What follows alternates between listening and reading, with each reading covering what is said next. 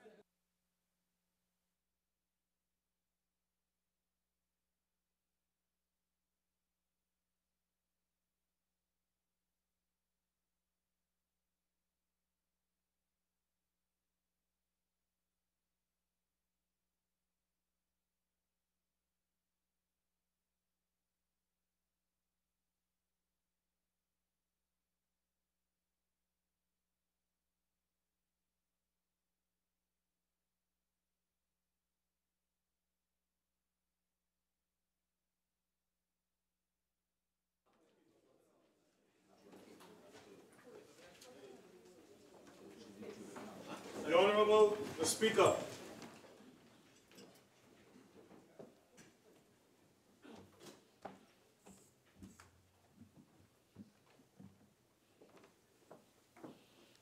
Almighty God, we give thanks to you, the creator of the universe, and humbly beseech you to direct and prosper the deliberations of the members of this house here assembled for the advancement of your glory and the trust and welfare of the people of Trinidad and Tobago.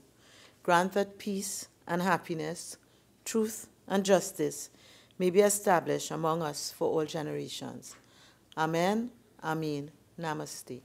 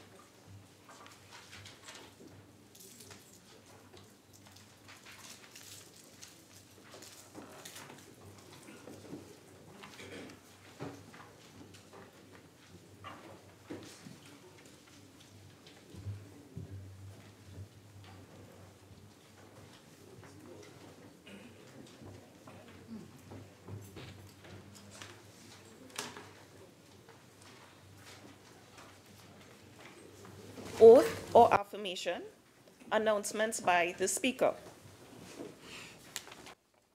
Honorable members, Honorable Camille Robinson Regis, MP, Member for Aruka Maloney, and Mr. Ansel Antoine, MP, Member for Davide O'Meara, have asked to be excused from today's sitting of the House. Honorable Maxi Cuffy, MP, Member for La Hoketa Talparu, has asked to be excused from sittings of the House during the period November 17th to December 15th, 2017. The leave which the members seek is granted. Bills brought from the Senate. Petitions. Papers. The Minister of Finance.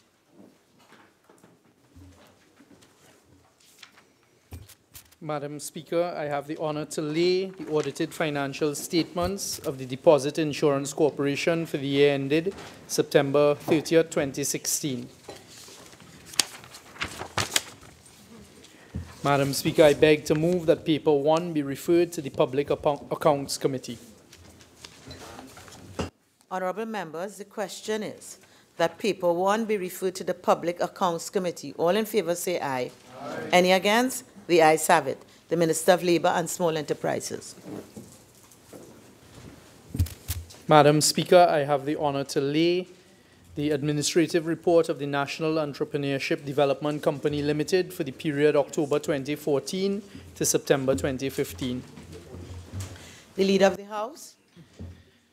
Madam Speaker, I have the honor to lay the following papers. The ministerial report of the Ministry of Labour and Small Enterprise Development to the first report of the Joint Select Committee on Social Services and Public Administration, second session 2016 to 2017, 11th Parliament on inquiry into the current level of violence among students in school with particular focus on physical and cyberbullying.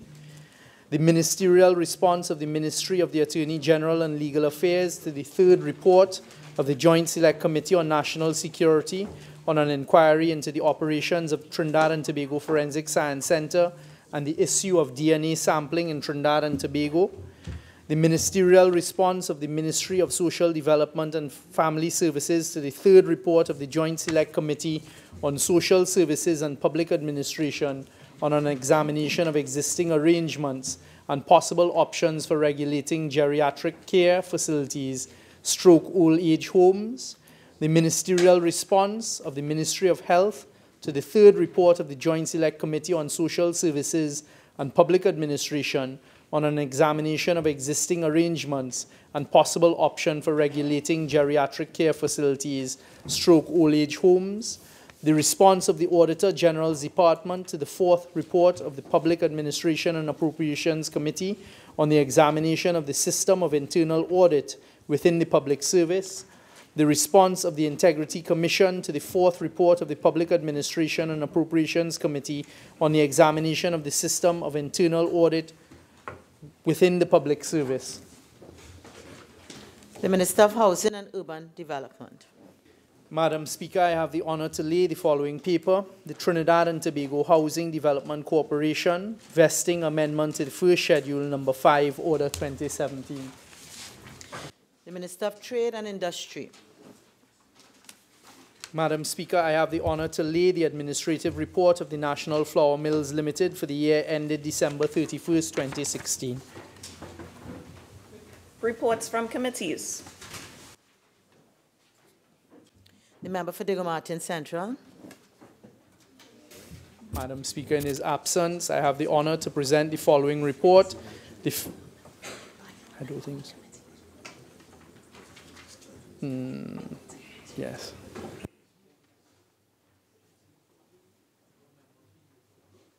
Okay, we'll go to the member for Kamuto Manzanilla. Madam Speaker, I have the honor to present the following report.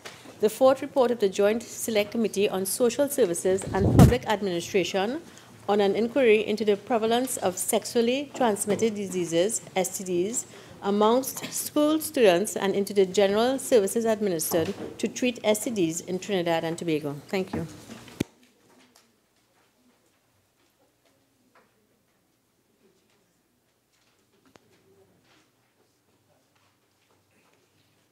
St. Augustine. Madam Speaker, I have the honor to present the following report, the third report of the Joint Select Committee on Finance and Legal Affairs on an inquiry into commercial banking fees in Trinidad and Tobago.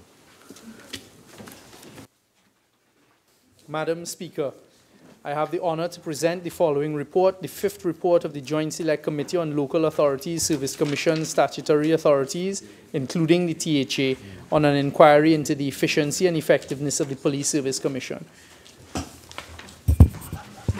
Prime Minister's questions. The member for Chaguanas East. Thank you, Madam Speaker. Question 1. With regards to statements made that the government has to borrow money to pay public servants, could the Prime Minister indicate from whom these monies were or are to be borrowed, how much and over what period of time? Prime Minister. Madam Speaker,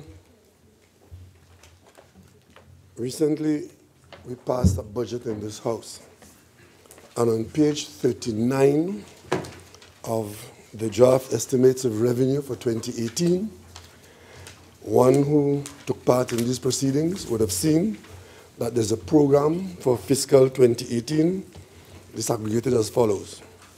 Domestic borrowing, $2 billion. Foreign borrowing, $4.6 billion. And all of these borrowings are done by open request for proposals. Member for Chaguanas East, supplemental question. Yes, Madam Speaker, thank you very much. Honorable Prime Minister, is it possible for you to tell us, since you have given us the figures both on the domestic and the foreign market, as to who are from where you're getting the source of these funds? So far, we've borrowed from local financial institutions with respect to the borrowings for fiscal 2018. Member for Naparima. Thank you, Madam Chairman.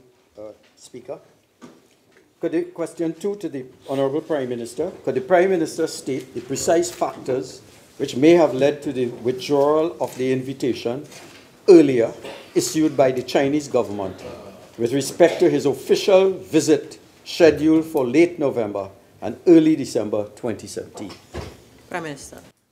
Mr. Speaker, there is no official visit to China 2018, 2017, and in fact, since there was no official visit at that time, there could be no withdrawal. The mischief that the member is aiming to make is with respect to a conference which I had been invited to by the President of China, subsequent to the Chinese Congress. Immediately after the Congress, I received an invitation to attend a multi-head conference led by the Chinese authorities. Apparently, that conference has since been rethought and reviewed, and the event apparently is not taking place any longer. And therefore, since I have been invited to something which has been removed from the program, clearly there could be no withdrawal of invitation in that situation.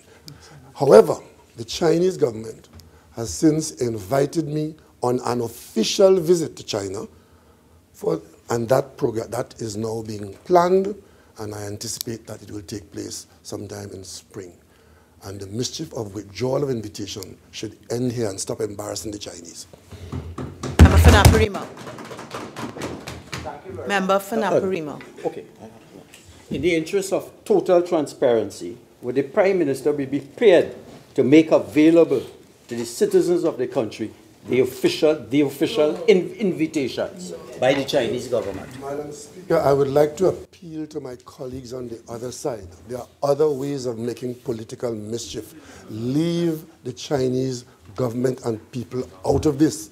Madam Speaker, the minister in the office of the Prime Minister, in response to this mischief, provided to the media the documentation. He indicated to them where we got the invitation from. Number 1, to the conference. Number 2, the official visit. And I cannot for the life of me see why any official in this country, especially a parliamentarian, would want to be so misrepresenting this matter and embarrass a major partner of Trinidad and Tobago. And I would answer no more questions on this matter. Member for Orukuchis. Madam Speaker, I would pose a question to the Prime Minister, although he will answer no question on this matter. Is the Prime Minister indicating to the country that at the post-cabinet press briefing, a press conference, on a Thursday, an announcement was made of this invitation, and between the Thursday to the Monday, a part of the program was cancelled or postponed? Is the Prime Minister telling the country that in 3 days this happened? Member, I would not allow that as a supplemental question. Madam Speaker, Madam Speaker. Prime Minister, I will not allow it as a supplemental question, please. Member for Chaguanas East. Thank you very much, Madam Speaker. Question number 3.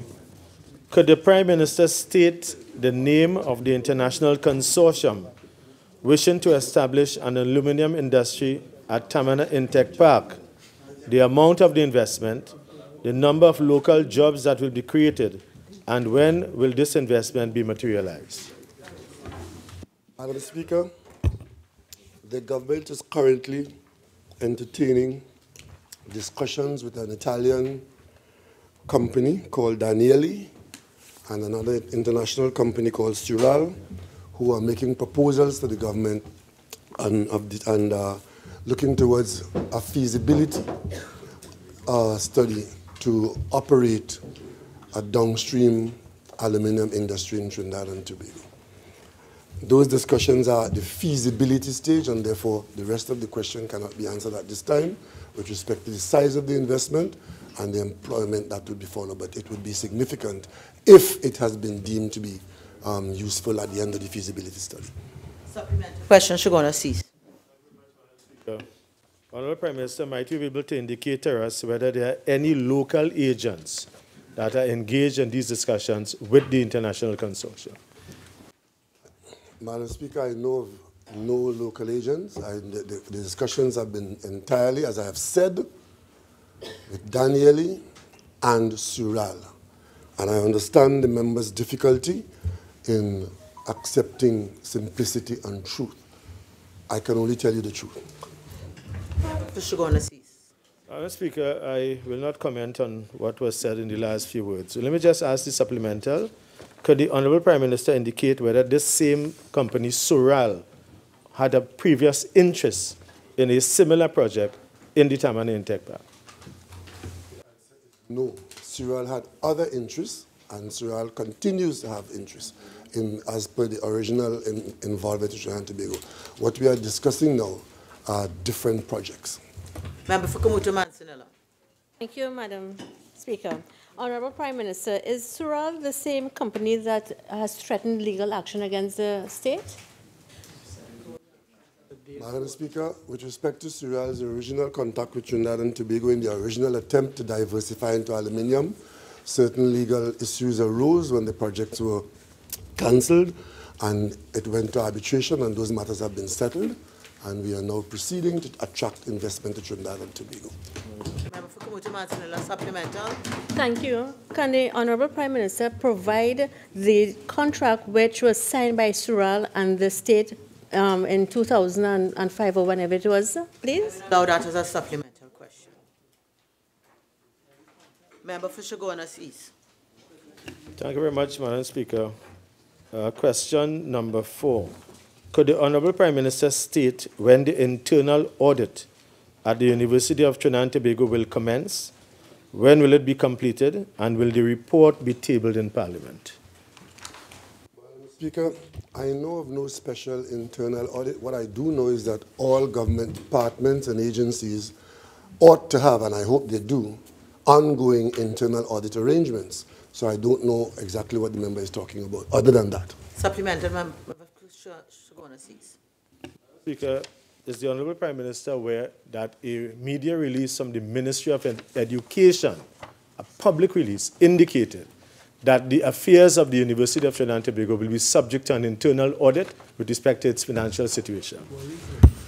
I have just said, Madam Speaker, as far as I am aware, internal audit is an ongoing or ought to be an ongoing part of the operations of any of the government agencies. If there's something special he's talking about, I'm not aware of that. Member for Chaguanas East. Thank you, Madam Speaker. Question number 5.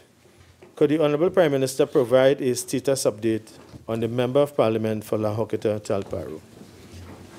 Madam Speaker, as has been made public by the members of the family and the government, the member for La Hoqueta Talparo is abroad experiencing medical attention, and the family has advised that he's making considerable progress. Member for Caroni Central. Yes. Thank you, Madam Speaker. Could the Honourable Prime Minister inform this House whether any private sector non-energy investment is scheduled to start in the fiscal year 2018? Non-energy. Madam Speaker, there are a couple of significant anticipations, but the government would prefer to wait until we are firmer before we make any announcement or comment on these things, because we don't want to be like we've been accustomed to coming to Parliament and talking about this project and that project and nothing's happening. However, Madam Speaker, we do have within the government's control, we are currently engaged in revitalizing the E-Tech Industrial Park. We are also working on a park for the Point Lisas area and an agro park in Moruga. So those are the three that come under government's control, and you would see work being advanced, and hopefully the private sector would invest on those parks as we go forward. The non-government control investments, we are not in a position at this stage to make anticipatory announcements. Member for Kearney Central. Yeah. Would the Prime Minister please indicate whether these are local or foreign or joint, that's to say local foreign investments that he anticipates? And secondly, whether there have been any formal commitments of any kind made by any company. Madam Speaker, I don't want to say much more than I've just said. I said the government is proceeding along the lines of three parks, which is E-Tech Park, which is the government owns, and is seeking to attract investment to it. That park has been abandoned for the last many years. We are trying to bring it back into a state where it can attract investment at the location. And we have 2 new locations we're working on, and I don't know that I can say much more now. And I said, we are not in a position to speak definitively on any foreign investment in manufacturing and so outside of what I just mentioned. So I don't have anything else to tell you on that score this time. Supplemental member for Kearney East. Of the PPP model that the government had spoken about in the Couva Children's Hospital and in the housing development, do you see any investment taking place for the Couva Hospital with the government and also the housing development issue? I can tell you, Madam Speaker, that we have the interest in the housing sector with respect to the PPP has been very encouraging, and in the not too distant future, you should see the results of that. With respect to the Couva Hospital, we are currently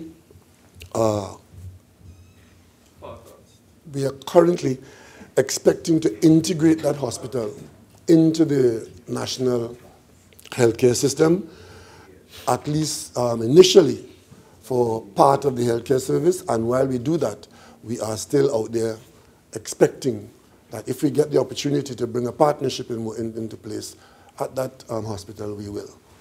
Member for Kearney Central. Oh, sorry. I'm just going to follow up to ask the Prime Minister if, based on the answers to the question so far, he did not mention the Sandals Resort, and I just wondered if there was any formal commitment on that particular project. With respect to the Sandals project, which is a project that has been we've been working on for a little while, we are at the stage where we have signed a memorandum of understanding with Sandals, where the Sandals brand, the Sandals company, has agreed that if the facility is made available, that Sandals will brand it and provide management operations.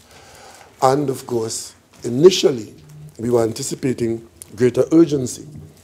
But 2 things have happened since the original impetus on this matter. One is that Sandals has had other offers from other Caribbean territories which have been, should I say, more welcoming than Trinidad and Tobago.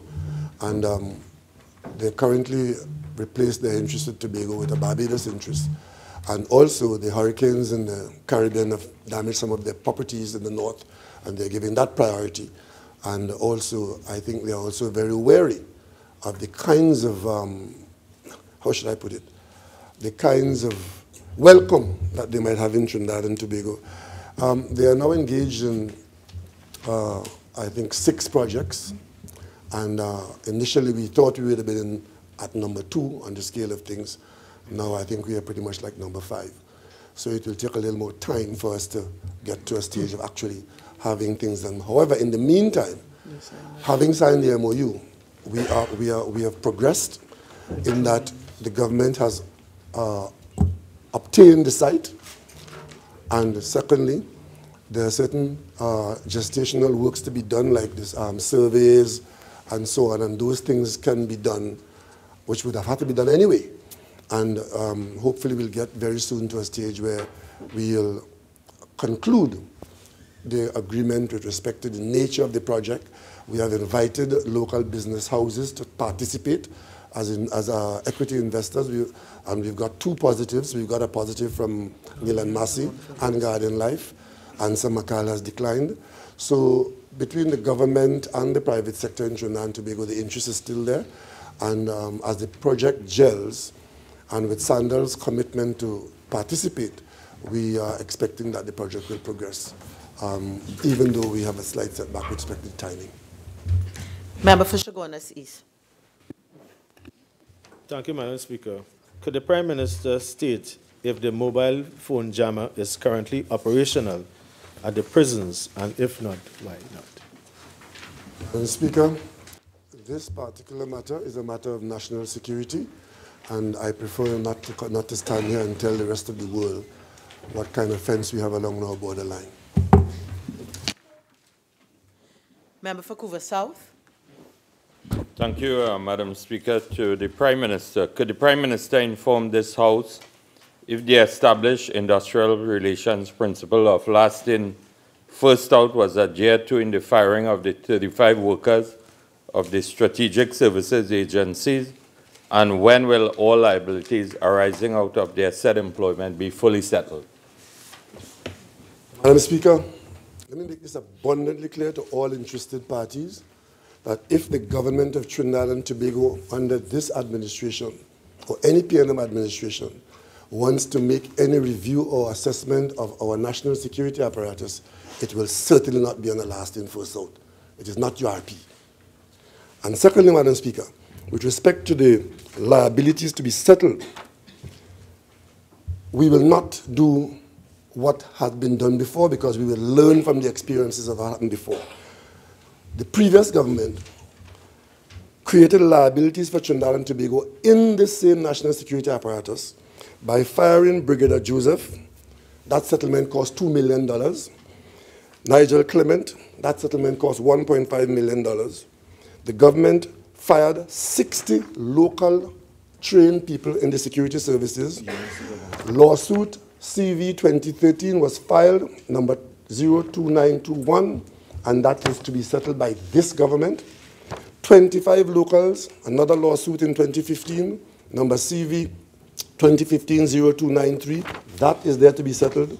31 foreign officers in 2015 have filed claims in pound sterling for a total of 116 of our security services highly trained people, including the 31 people who the British government sent here to help us.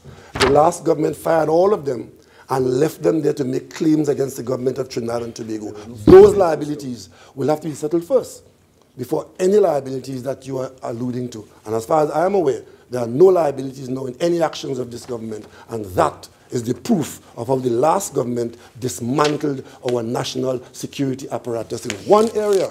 116 highly trained technical crime-fighting experts was summarily dismissed by the last government. So far, 2 of them have settled claims, $2 million for one, $1.5 million for the other. And you have the gall to come here and ask me today. Supplemental question, Couva South. Thank you, Madam Speaker. Could the Prime Minister tell this House when will the restructuring exercise be completed? And in addition to this, the constant firing... And at a time? One question at a time.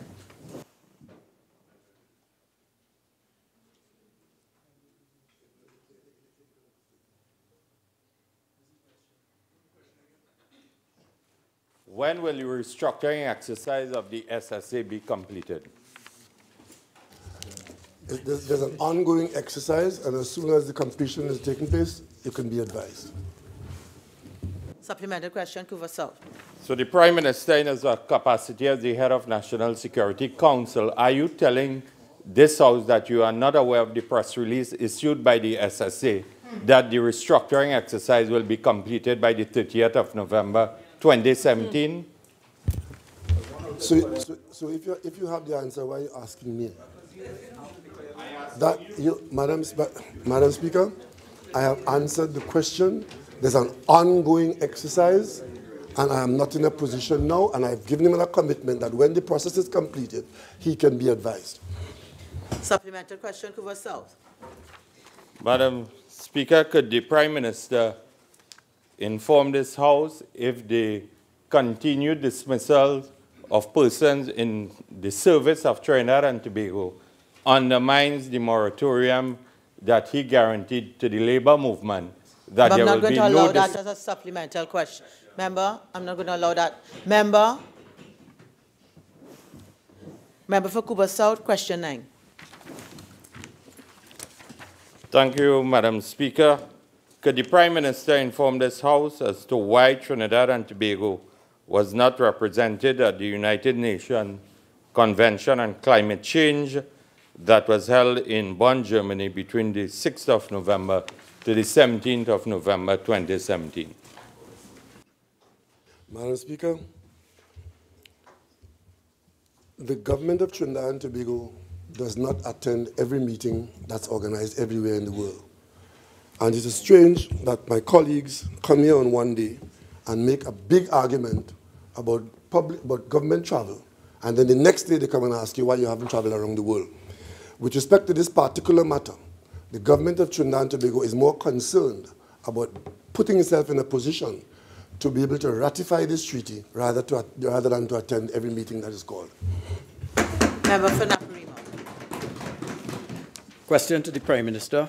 Has this government ceded leadership in the climate change developments, given that we have not ratified the Paris Agreement, we did not attend the Paris conference in 2015, and we are not at Bonn today? Member, I'm not going to allow that as a supplemental question. Member for Cuba South.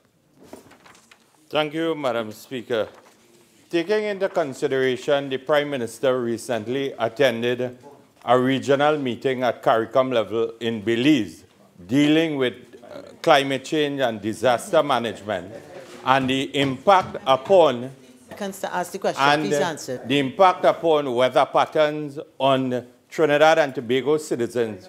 Mr. Prime Minister, don't you think that it would have been prudent to have a delegation representing Trinidad and Tobago?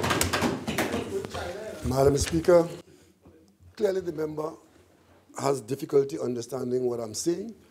And I'm saying that whether we went to Belize or not, and as a matter of fact, having gone to that Belize meeting, it puts us in a better position to deal with our priorities as we've set them. Our priority right now is to be able to put this country in a position to ratify the treaty.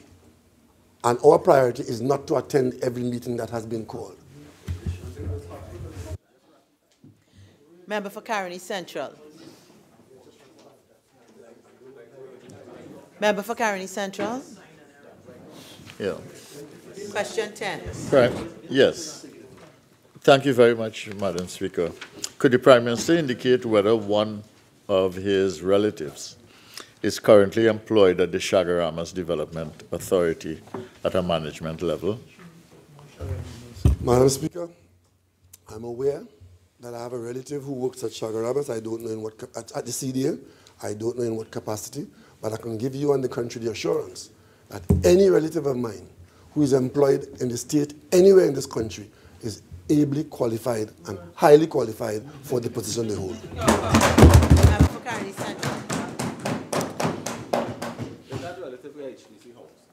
Thank you for answering, Prime Minister. I'm not trying to be controversial. It's an important issue.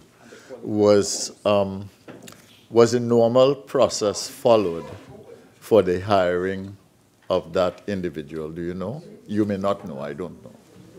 Madam Speaker, I have no information about the process, but I can tell you that we get no favors from anybody in this country. Member for Caroni Central. Would the Prime Minister know how many employees of the CDA have been let go over the last 2 years? I'm not going to allow that as a supplemental question. Urgent questions. Member for Chaguanas East. Thank you, Madam Speaker. Question number 1 to the Minister of Education. Could the Minister state if a decision has been taken by the Board of the University of Trinidad and Tobago to cut staff at both the academic and corporate level or to close existing campuses? Minister of Education. Thank you very much, Madam Speaker. No decision has been taken at this time. Thank you. Member for Naparima. Thank you, Madam Speaker. To the Minister of Housing and Urban Development, given the number of families in Naparima who are seriously affected by landslides and at risk of their homes collapsing as we speak, could the Minister indicate the relief available for those affected persons? Minister of Housing and Urban Development. Madam Speaker, the Ministry of Housing has received no reports of the residents of housing in the Naparima area, either directly to the HDC or via any report in the media. However, if such cases do exist, and it's questionable as to whether they do, temporary housing may be made available subject to the normal and proper procedure and assessment by the HDC. Further, emergency home repair grants may be available for immediate and urgent repair, again subject to following the proper process and procedure. In cases such as these two, the regional corporation and the Ministry of Works should be made aware so that they may take any action to avoid any imminent danger that may exist. Naparima, supplemental question. Madam Speaker, so tomorrow I could tell the persons who reside on St. Croix Road. Question. Yes, I could tell the people. What could I tell them in terms in St. Croix Road, whose houses are about to collapse? I want precisely an answer. Madam Speaker, this is actually quite glaring that the Member of Parliament for Naparima is telling the national community he does not know what he's supposed to do as a representative of the people in Naparima. So people in Naparima, we will now tell you as a government, there are state agencies, including local government, Ministry of Works, and the housing development that have proper procedures in place. If you are in a situation where there's imminent danger, do not go to your Member of Parliament for Naparima. Go directly to these state agencies for assistance. Member for Naparima. Since I have written to the Minister of Housing and Development, he has not responded. I think would he agree? Member, I'm on my legs.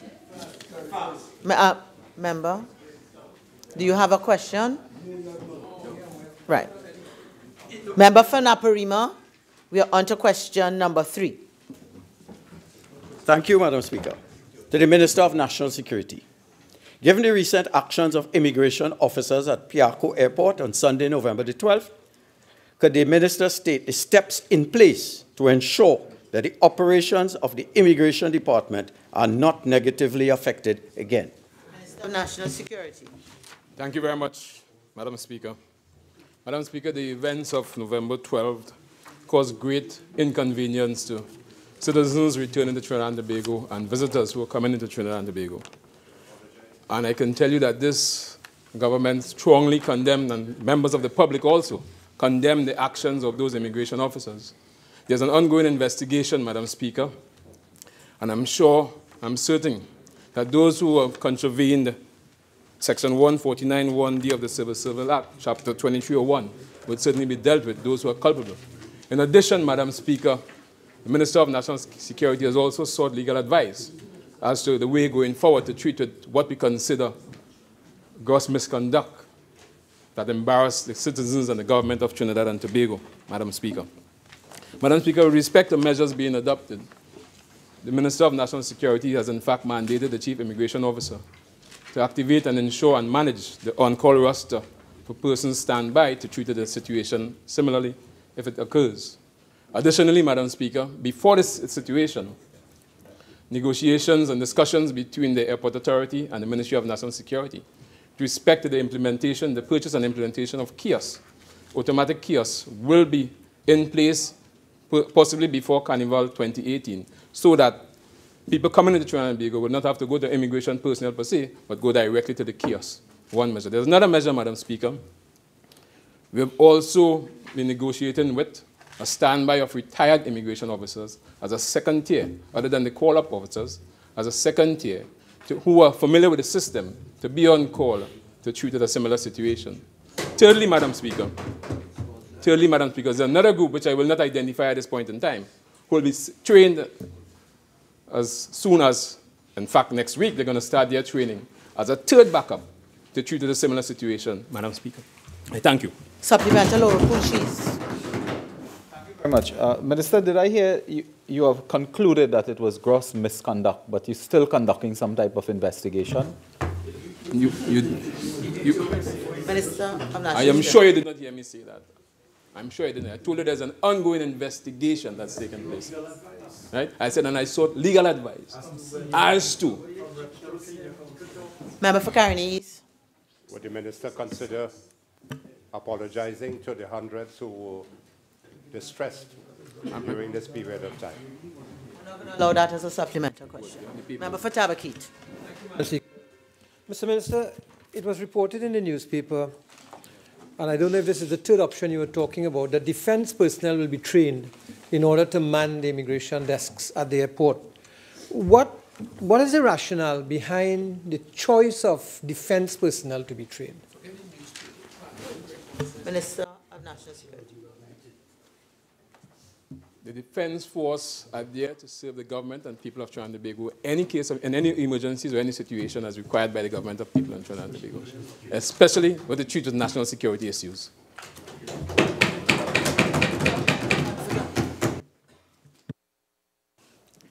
These are urgent questions. Member from Urupuch West. Madam Speaker, to the Minister of Health, in light of reports indicating that there is currently no anesthetist stationed at the Point 14 hospital, could the Minister indicate the measures taken to accommodate patients in need of emergency surgery? Minister of Health. Thank you, Madam Speaker. Madam Speaker, the area Point 14 Hospital was a facility built in 1939 by Shell Company. It's a very old structure. The roof above the operating theater is that of flat concrete. A crack developed which allowed water to seep through the roof into the wiring of the lights at the theater, affecting the lights. When that became known to us about 3 months ago, we immediately made arrangements to transfer the 2 anesthetists to San Fernando so operations could be performed there and have been performing there for the past 2 to 3 months. So no patient has been disadvantaged. What we have done in the interim, because the cost of the lights are above the limit for a CEO to sanction without board approval, we had to go out for tender. A board note was done. Tenders were evaluated. It is to be awarded next week. Once the award has been made, we are working with the agent to air freight the lights down in quick time. Thank you very much. Supplementary member for Urupuch West. Honourable Minister, it's my understanding that there are certain emergency operations like ectopic pregnancy, cesarean section, and even a ruptured spleen that needs to be done within some minutes. So transporting the patient from Point 14... 15 seconds for question. Please ask the question. So what measures have been taken for those who come into the Point 14 hospital with such symptoms? Madam Speaker, I just answered the question. All patients are sent to the San Fernando facility, and all operations have been performed there over the last 2 to 3 months, and we are fixing the problem because the CEO's limit could not accommodate the emergency purchase of lights. For Caroni East supplemental. Are you aware, Minister, that while all of this is happening, patients can lose their lives in minutes while waiting for their surgery?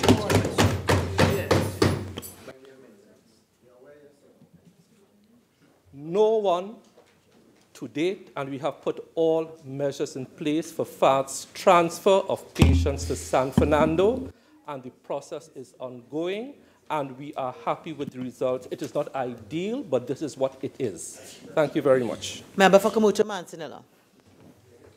Thank you, Madam Speaker. To the Minister of Education, in light of reports that ICT personnel employment contracts will not be renewed, could the Minister indicate who will oversee the implementation of the CSEC online? Minister of Education. Thank you very much, Madam Speaker. Those reports are false. Thank you. Supplementary question, member for Kumutu Mansinilla. Honorable Minister, are you aware that yesterday your PS met with the union and indicated that the contracts have not been renewed and they don't know when they will be renewed? Application. Madam Speaker, that is a totally different question from the first. And therefore, Madam Speaker, yes, I am aware, but no definitive decision has been taken at this time. Thank you. Member for Kumutu Mansinilla. Honorable Minister, aware that no ICT technician is available on any school or at NALIS or anywhere as a result of non-renewal of contracts. I will not allow that as a supplementary question. Member for Princestown. Thank you, Madam Speaker. Madam Speaker, through you to the Honourable Minister of Education, question number 6. Could the Minister indicate the reasons for the closure and relocation of the Princestown East Secondary School as announced today? Minister of Education. Madam Speaker, the Princestown East Secondary School has not been closed. The students have not been relocated. Thank you. Member for Princestown, supplemental. Thank you, Madam Speaker. To the Honourable Minister, through you, Madam Speaker, is the Minister willing to give the undertaking that in the next sitting that he will provide us with the information in seeing that the school is claiming that they have received documents from the Ministry of Education this morning with respect to the closure and relocation of the Princestown East Secondary School?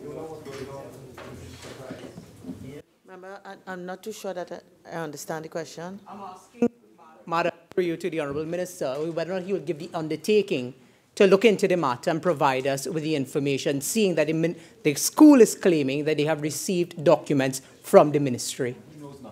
Minister of Education. Madam Speaker, I have already indicated to the member for Princestown that the information that he wants to share with us is false. The school has not been closed. The students have not been relocated. Thank you very much. Member for Princestown, supplemental. I just wanted a point of clarification with the Honourable Minister, that the Honourable Minister is confirming that no documents or instructions have come this morning from the Ministry of Education with respect to the relocation and closure of the Princestown East Secondary School, that he's not aware of any documents or instructions that have come to the school. Minister of Education. Madam Speaker, I am not aware of any such document. If such document was sent, it would have been met with my approval. I did not approve such. Member for Couva South. Member for Couva South. Thank you, Madam Speaker. To the Minister of Health, could the Minister inform this House of the number of confirmed cases of leptospirosis, inclusive of deaths, from October 2017 to present, which have been treated by medical personnel of the Southwest Regional Health Authority? Thank you. Thank you, Madam Speaker. Madam Speaker, to date, from October 7, 2017 to now, there are no confirmed cases of leptospirosis. All the cases are suspected pending serology testing. However, on clinical presentation, once leptospirosis is suspected, they follow protocol and initiate immediate treatment, whether it's supportive or with antibiotics. That goes across the board. That has been the protocol forever, and that is the protocol being followed. Let me say it again. All cases of suspected leptospirosis are treated immediately, supportively, and with antibiotics, whether the case is suspected or confirmed. Member for Couva South. Thank you. Again to the Minister, could you then advise how many suspected cases, and can you confirm? Okay. From 2010, there were 68. 2011, 43. 2012, 37, 2013, 41, 2014, 34, 2015, 30, 2016, 32, and 2017 to date, 58. So 58, and don't play politics with this. Member for St. Joseph, order. The time for urgent questions is now spent. Questions on notice. Questions for oral answer. Leader of the House.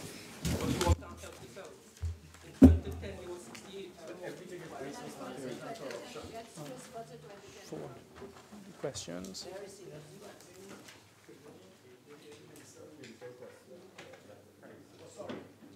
Madam Speaker, we are in a position to answer question 2, question 6, question 9, question 10, question 11, question 12, question 13, 16, 21, 22, 24, and 25.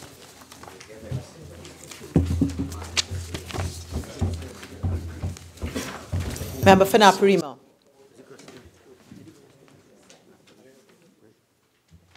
Question 6, sir.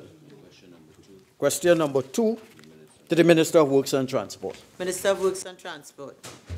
Thank you, Madam Speaker. Madam Speaker, over the period January 2017 to present, in order to maintain the functionality of Garth Road and Naparima Tabakit Road, the Victoria West District executed surface patching, pothole patching, and deep patching. No repair work was done to the St. Croix Road over the aforementioned period. Patching on Garth Road will commence on the St. Croix Road in 2018 as soon as funds become available. Work are also to commence in the second quarter of 2018 under the upcoming PURE program on the Naparima Mayaro Road between Garth Road and Ari Village. Corial Road falls under the Princestown Regional Corporation. Thank you. Member for Naparima, question 6. Thank you. Question 6 to the Prime Minister. Madam Speaker, not unlike several other heads of government, such as Mexico's Enrique Pena Nieto, Russia's President Vladimir Putin, German Chancellor Angela Merkel, China's President Xi Jinping, India's Prime Minister Narendra Modi, who all missed this year's United Nations General Assembly because of domestic commitments. The Prime Minister was unable to attend the annual meetings of the United Nations General Assembly. Consequently, the Minister of Foreign and CARICOM Affairs, Senator the Honorable Dennis Moses, attended on his behalf and ably represented Trinidad and Tobago's interest at the Assembly. Member for Naparima, supplemental. At all these meetings, over 150 heads of state and heads of government attended, and this provides a forum for the high-level discussions of matters mutual to Trinidad and Tobago, our interests. Thank you very much for that education. Member for supplementary question. Member for Naparima. Yes. Is the minister aware? Is the Prime Minister aware that at this forum, negotiations took place in respect of terrorism, of something that is of interest to our development, and we could have gotten information, shared information and experiences with them? Madam Speaker, Madam what? Madam Speaker, once again, the member for Naparima behaves in a most irresponsible and unpatriotic manner. What negotiations with terrorism took place? He negotiates with terrorists. Is that what he's telling us? Member.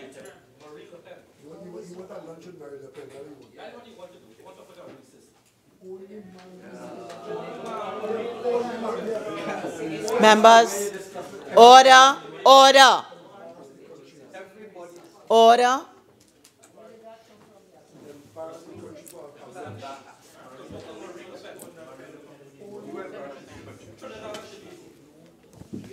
Member for Shogunas East, question number 9.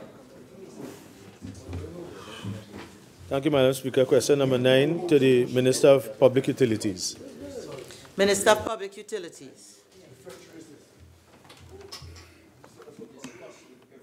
Madam Speaker, the provision of mail delivery service to the Oasis Housing Development located at Endeavour.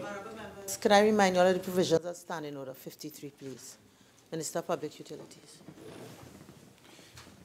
Is dependent on the installation of cluster boxes by the Housing Development Corporation. The Trinidad and Tobago Postal Corporation is in contact with the HDC with respect to the installation of these boxes, and once this is completed, the mail delivery service will commence within 1 month. Supplementary question. Madam Speaker, could the Minister indicate the time frame by which this might happen since you're in discussions with the HDC? Minister of Public Utilities. We are in discussions with the HDC, who I understand is working on this expeditiously and hope to have it completed within the shortest possible time. Member for Chaguanas East, question number 10. Thank you, Madam. Question number 10 to the Minister of Works and Transport.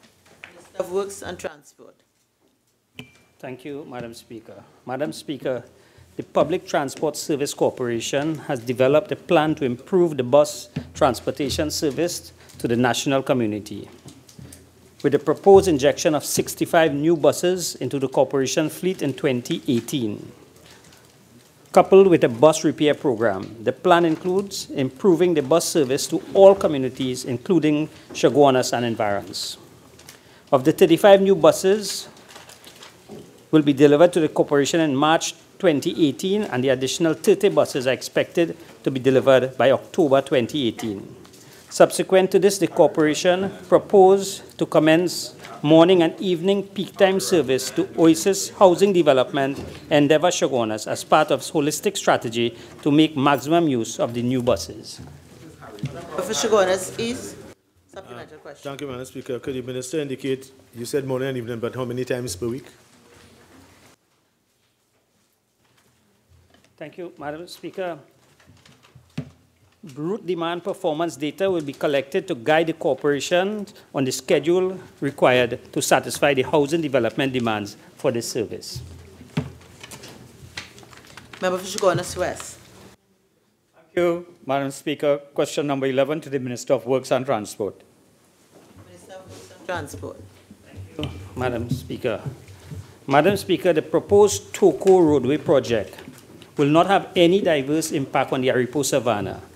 The starting point for this project is the proposed Ojo Road roundabout on the Churchill Roosevelt Highway extension to Mansalina project. The Ojo Road connector road is located approximately east of the Aripo Savannah. Member for Chaguanas West. Question number 12 to the Minister of Public Utilities.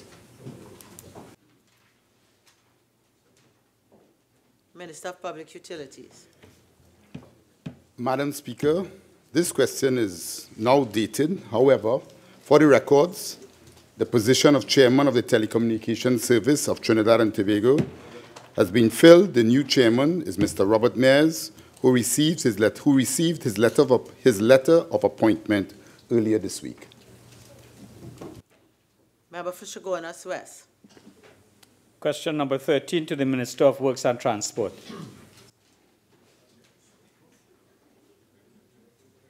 Minister of Works and Transport. Thank you, Madam Chair. Madam Speaker, following the events of flooding in the Diego Martin and the Maraval area in late September 2017, the Drainage Division conducted the following exercise: cleaning in the Blue Basin and Bagatelle area, desilting works in the Perseverance and La Saiva silt trap, cleaning the La Hoquette River using mechanical equipment. In the central region, the following areas were cleaned: the Tacarigua River on Freeman Road, the Balata Ravine in El Carmen, the Conopia River in the vicinity of Diet Estate, removal of fallen trees in the river, the Diana River in the vicinity of Chase Village, removal of fallen trees in the river, and Bamboo Number 3 collector drains.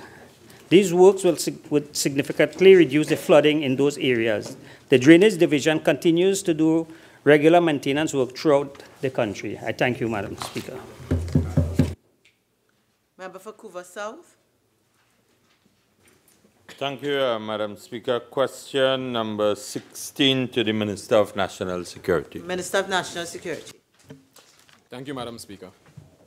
Madam Speaker, information provided by the Trinidad and Tobago Police Service indicates that the driving under the influence task force is operational. Madam Speaker, the driving under influence task force core function is in fact to support the operations of the Traffic and Highway Patrol branch of Trinidad and Tobago Police Service.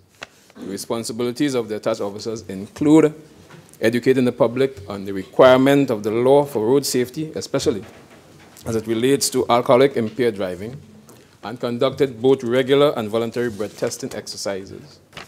In addition, Madam Speaker, the DUI enforcement exercises, officers attached to the task force also carry out regular policing duties, which fall under the ambit of the Senior Superintendent of the Traffic and Highway Patrol branch. These operational functions include, inter alia, speed enforcement exercises, roadway patrol operations and traffic law enforcement, traffic management and vehicle collision response, and general police duties, Madam Speaker. Couva South. Madam Speaker, again to the Minister, based on the information provided, Minister, are there any manpower shortage existing in this particular unit? National Security.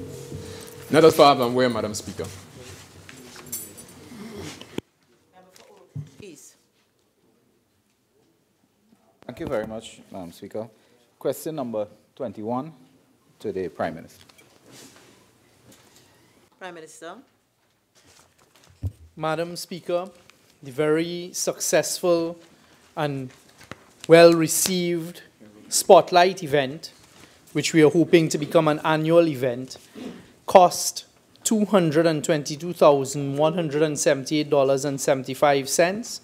It was a full day, full room at the Hyatt of leaders in the business community and other areas. The venue cost, venue, rental, food, sound system, which was the Hyatt Regency Trinidad, cost $166,443.75. The events coordinator was $53,235. The makeup artist was $2,500, resulting in a total of $222,178.75. Supplementary question, member for Urupuchis. Could I ask the gentleman, the member for Portisville North, whether he believes that it was a good idea to spend $250,000 at the Hyatt to tell the country that you're bankrupt? Yes. Remember, that is an argumentative question. I will not allow it. Urupuchi supplemental. Thank you very much, Madam Speaker. Madam Speaker, could I also ask the Minister whether the Minister will consider this being thought of as an annual event to host this at a government facility somewhere where you will not spend $250,000 the week before budget when you ask the country to tighten its belt and cut spending and reduce jobs? Yes. Member for Urupuch East. Member for Urupuch East. Laventil West is disturbing. What number is it here? Question number 22. 22? Madam Speaker, question number 22 to the Minister of Works and Transport. Minister of Works and Transport. Thank you. Thank you, Madam Speaker. Madam Speaker, this project, the Churchill Roosevelt Highway Extension to Manzalina, known as the CREM project, is being funded from the Infrastructure Development Fund, the IDF. The sum of $72 million have been allocated to the Ministry of Works and Transport under the IDF for 2017-2018 fiscal year.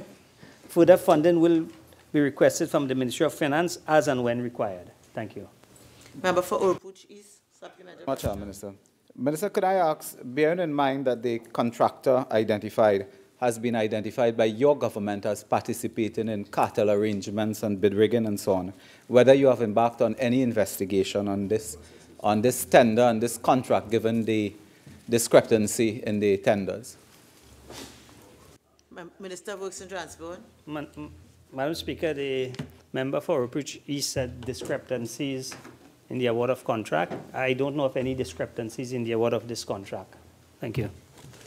Member for Urupuch East, question number 23. Madam Speaker, question number 23 to the Minister of National Security. Minister of National Security. Thank you, Madam Speaker. Madam Speaker, elements of the Board of Inquiry were in fact made public based on a request from Senator Surge and another place, elements of which were in fact published in the national newspapers, Madam Speaker. Member for Opuchi, supplemental question. Mr. Minister, bearing in mind you made a commitment in the Parliament to make this report available, would you be making the full report of the Board of Inquiry into the circumstances that led to 2 children being in possession of guns at a military camp? Will you be making that available to the public through the Parliament, bearing in mind you made this commitment in the Parliament? Minister of National Security. Madam Speaker, I don't recall making such commitment. And in fact, the Chief of Defence Staff had issued what he felt could be released as part of the Board inquiry into the public domain, Madam Speaker. Member for Point of Peer. Thank you, Madam Speaker. Question number 24 to the Minister of Energy and Energy Industries. Thank you very much, Madam Speaker. Madam Speaker, the answer to question 24A. Petrotrin did submit an audit report of reported discrepancies in crude volumes transferred between the Exploration and Production Division and the Refinery Division to the Ministry of Energy and Energy Industries.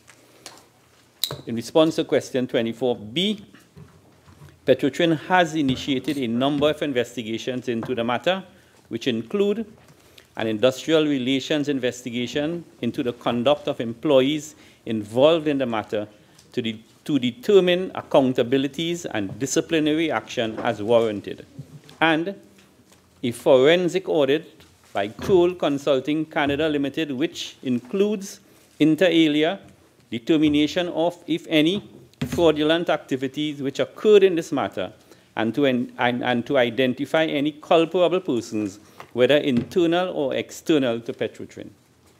And in response to question 24C, the audit and forensic reports are internal reports of Petrotrin and are not subject to public disclosure. Member for Point of Peer, supplemental question. Supplemental to the Minister. Would that report be available to the Parliament? Minister of Energy and Energy Industries. Which report are you speaking about? The Kroll report? We cannot give that commitment. We are not even aware what the contents of the report are, and that is an internal Petrotrin matter. Member for Caroni East. Are you saying, Honourable Minister, that a report on a state company or state enterprise is not going to be made available to Parliament, which has a jurisdiction over that? Energy and Energy Industries. To you, Madam Speaker. Madam Speaker, we are jumping ahead of ourselves. This is a very sensitive process. An investigation is being conducted by an external forensic auditor, and when the results are tabled, what has to be determined will be determined by Petrotrin and by extension the government. Supplementary question for the member Oropuchis. Honourable Minister, are you saying that this report will be made public depending on the contents of the report? I never said that, Madam Speaker. Chagonas West. The whole question of the discretion of this disclosure of this report, is it dependent upon the fact that one of the principals in this matter is a friend of the Prime Minister? Obviously, that is not true, sir. Question number 25, member of Point of Peer. Madam Speaker. Question number 25 to the Minister of Energy and Energy Industries. Minister of Energy and Energy Industries.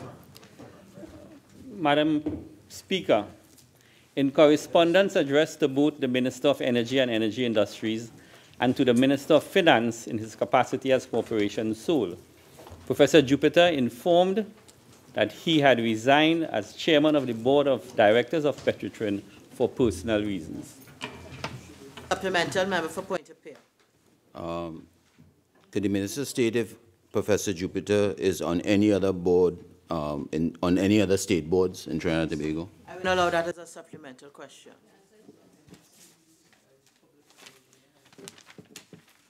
Question number 7, member for Naparima.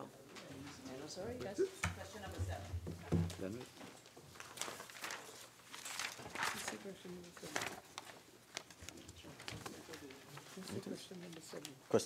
Question number 7 to the Minister of Tourism. Leader of the House. Thank you very much, Madam Speaker. The negotiations, as we heard earlier, with Sandals Resort are still ongoing. However, this government can give an assurance to the people of Trinidad and Tobago that it does not intend to break any law of Trinidad and Tobago with respect to this project or otherwise.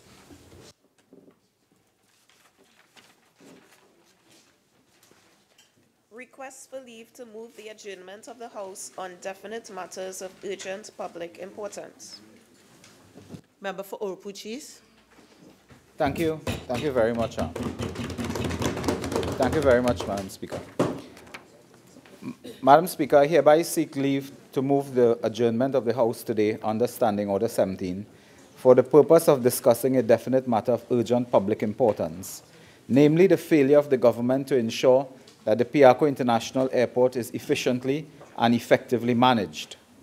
The matter is definite because it pertains explicitly to the breakdown in the operations of the Piarco International Airport, where 13 immigration officers who were scheduled to be on duty on Sunday, November 12, 2017, did not report for duty. The matter is urgent because hundreds of nationals and foreign commuters waited up to 4 hours or more to be processed after arriving at the airport. The matter is of public importance because the breakdown in the operations of the Piarco International Airport affected women, children, the elderly, and the disabled, and the government is yet to provide the public with a contingency plan should a situation like this occur again, thus leaving the public vulnerable to such a recurrence. Honorable members, I'm not satisfied that this matter qualifies under this standing order. I advise that the member pursue this matter under Standing Order 16. Member for Caroni East. Thank you, Madam Speaker. In accordance with Standing Order 17 of the House of Representatives, I hereby seek leave to move the adjournment of this House at its sitting today for the purpose of discussing a definite matter of urgent public importance, namely the failure of the government to manage a serious health crisis resulting from the infectious disease of leptospirosis. The matter is definite because leptospirosis is related to contamination of flood waters infected by the leptospirosis, that is the bacteria, excreted by rats in the water and can cause death. The matter is urgent because as at 15 November 2017, at least 15 patients at San Fernando General Hospital have been infected with suspected cases of leptospirosis, and 2 deaths have occurred. That's a joke for them. Yeah. The matter is of public importance because many residents in South Trinidad are at continued risks of being infected and dying because of the recent flooding in South Trinidad. There has been no known public awareness campaign, preventative or early detection measures implemented in the various flood-affected areas of Trinidad, particularly South Trinidad. Honorable members, I am not satisfied that this matter qualifies under this standing order. I advise that the member pursue this matter under Standing Order 16. Statements by ministers, personal explanations, introduction of bills, motions related to the business or sittings of the House and moved by a minister, public business, government business, bills, second reading. The Attorney General. Thank you, Madam Speaker. Madam Speaker, I beg to move that a bill entitled An Act to Amend the Mutual Assistance in Criminal Matters Act, the Proceeds of Crime Act, the Financial Intelligence Unit of Trinidad and Tobago Act, the Customs Act, and the Exchange Control Act be now read a second time. Madam Speaker, I've literally just come into Trinidad and Tobago, having had the pleasure of participating in our work at the Caribbean Financial Action Task Force on Tuesday, up till last night late when we finished. This was held in Guyana, and I'm able to say that once again, Trinidad and Tobago is being viewed as a serious nation committed to fighting the scourge of money laundering and the financing of terrorism and all of the cohort horrors that are associated with that. Before us as a parliament today is a bill which treats with the amendment to 5 pieces of law and 2 regulations. The laws which we seek to amend today, of course, include those mentioned in the very title to the bill. Mutual Assistance in Criminal Matters Act, Chapter 1124, the Proceeds of Crime Act, Chapter 1127, the FIU Act, Chapter 7201 and regulations associated with it, the Customs Act, Chapter 7801, and the Exchange Control Act, Chapter 7950, and the Exchange Control Import and Export Order 1993. Madam Speaker, to put this by way of translation very simply to the good people of Trinidad and Tobago, this bill is anchored in published legislative work that this government has committed itself to, as will be shortly revised. It is also targeted in eliminating the scourge of crime in Trinidad and Tobago through a very focused effort of following money. Following money and taking the profit out of crime is, in the government's view, the key to tackling something which, as a nation, we've not managed to see addressed, and that is a rebate from the horrors of crime. No one government, back-to-back governments put together, has managed to really wrestle crime in the reverse direction. The people of Trinidad and Tobago are left in this lurch of wondering where a consequence is going to arrive to an alleged act. And the government, in pursuing this follow the money, be it in money laundering offenses, which of course are anchored in matters including narco-trafficking, human trafficking, in pure criminality and theft and larceny, down to aggravated circumstances of assault, or be it in the realm of the ugly head of terrorism as it has reared its head globally. It is critical that you follow money in both domains. Now, Madam Speaker, by way of explanation, Trinidad and Tobago is a member of an entity called the Caribbean Financial Action Task Force. The Caribbean Financial Action Task Force is a 25-country basin which is put together under an umbrella of something called a FATF-styled regional body. The parent work which sets the parameters as to what countries ought to do to fight the scourge of money laundering and the financing of terrorism and all associated criminality comes from something called the Financial Action Task Force, or FATF as it's called.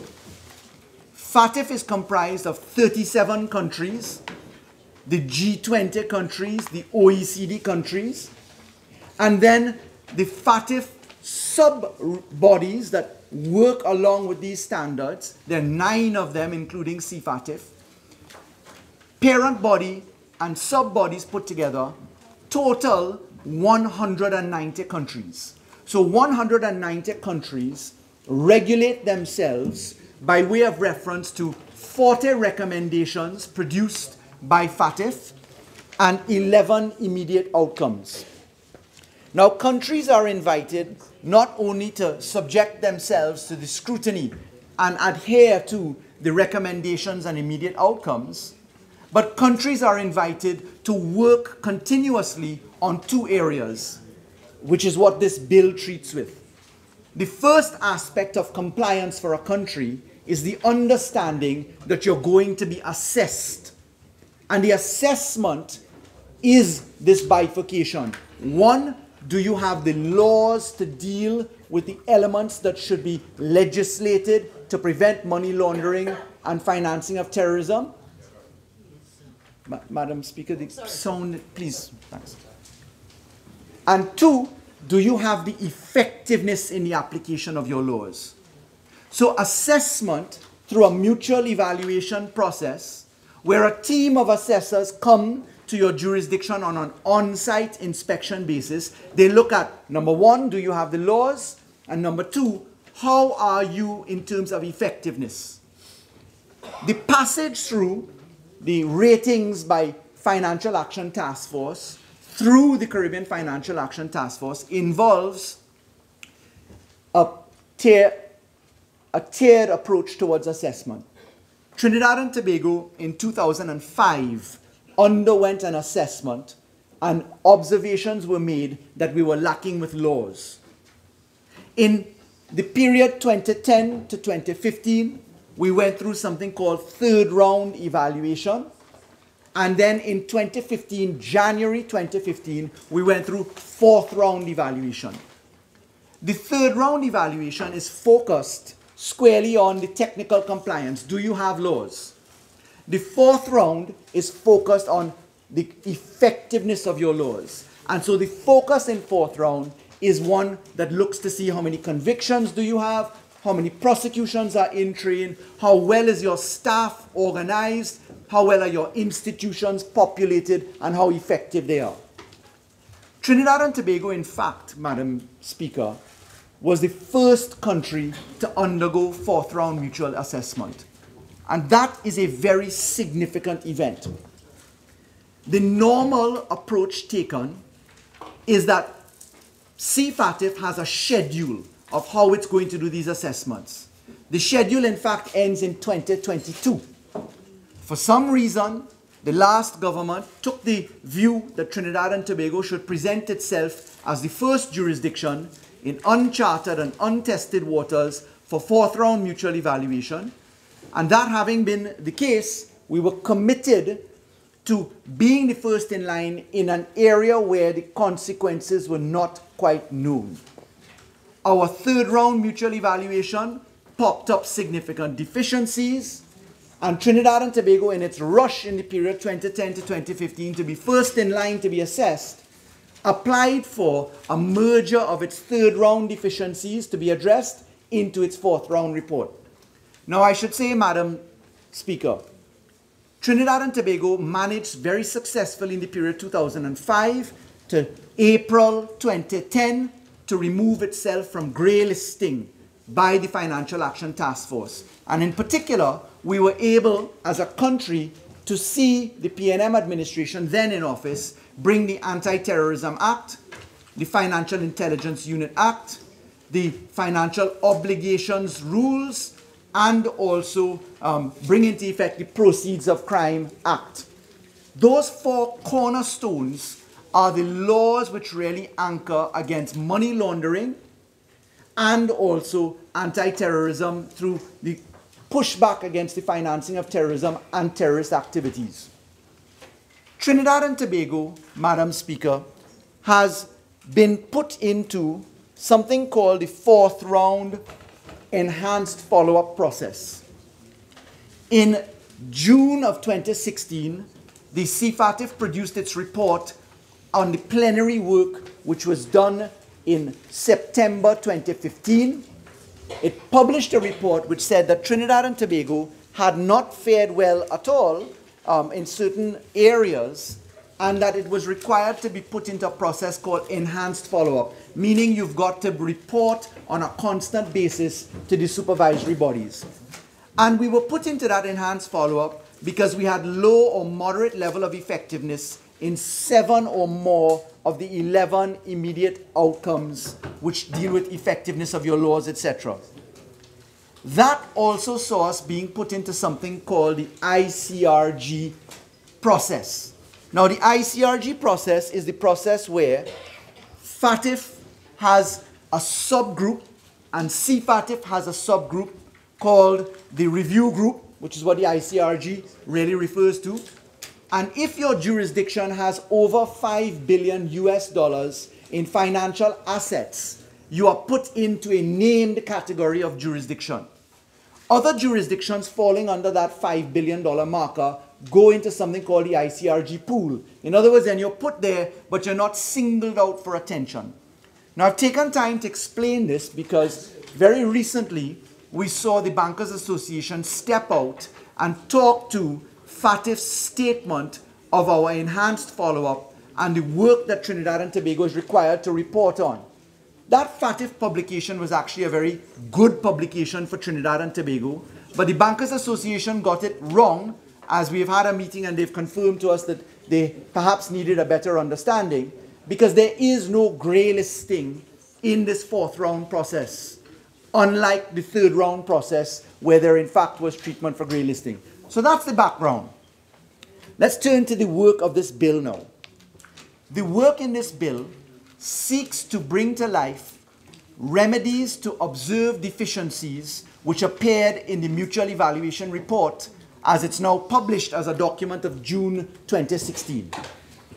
The work in this bill comes from an entity called the National, it's called NAMLAC as an abbreviation. It is the coordinating body which deals with the national anti-money laundering work in Trinidad and Tobago. It's comprised of the divisions, including national security, the central bank, the FIU, a number of entities, the Attorney General, and the Ministry of Finance. And then there's an interministerial committee comprising the Minister of National Security, the Minister of Finance, and the Attorney General. Because these are the players involved in terms of ministries that have supervision to drive this scourge and crime out. This NAMLAC work results in us treating with the following recommendations that are the headline recommendations for people who will actually look at the FATF recommendations. We seek in this bill to treat with recommendation 3, which deals with money laundering offenses, recommendation 19, which treats with how you deal with high-risk countries, recommendation 27, which treats with powers of supervisors, recommendation 28, which deals with regulation and supervision of non-designated financial entities, recommendation 29, which treats with the Finance Intelligence Unit, recommendation 32, which treats with cash couriers, recommendation 37, which treats with mutual legal assistance, recommendation 40, which deals with other forms of international cooperation. And we also focus upon 2 of the immediate outcomes, and that is the IO2, which is the international cooperation, and IO6, which is the financial intelligence heading.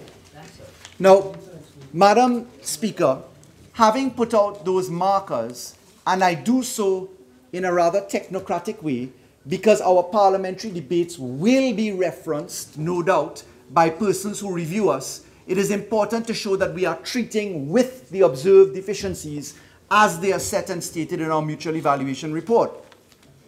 The 5 areas that we seek to treat with today are deceivingly simple. In particular, the first clause, clause 2, treats with Mutual Assistance in Criminal Matters Act. And what we're seeking to do in clause 2 of the bill, we are seeking to repeal, remove from the laws of Trinidad and Tobago an observed deficiency which relates to the central authority, that is the Attorney General, automatically having the ability to refuse to act on another jurisdiction's request for a tax offense. Let me repeat that in a different way.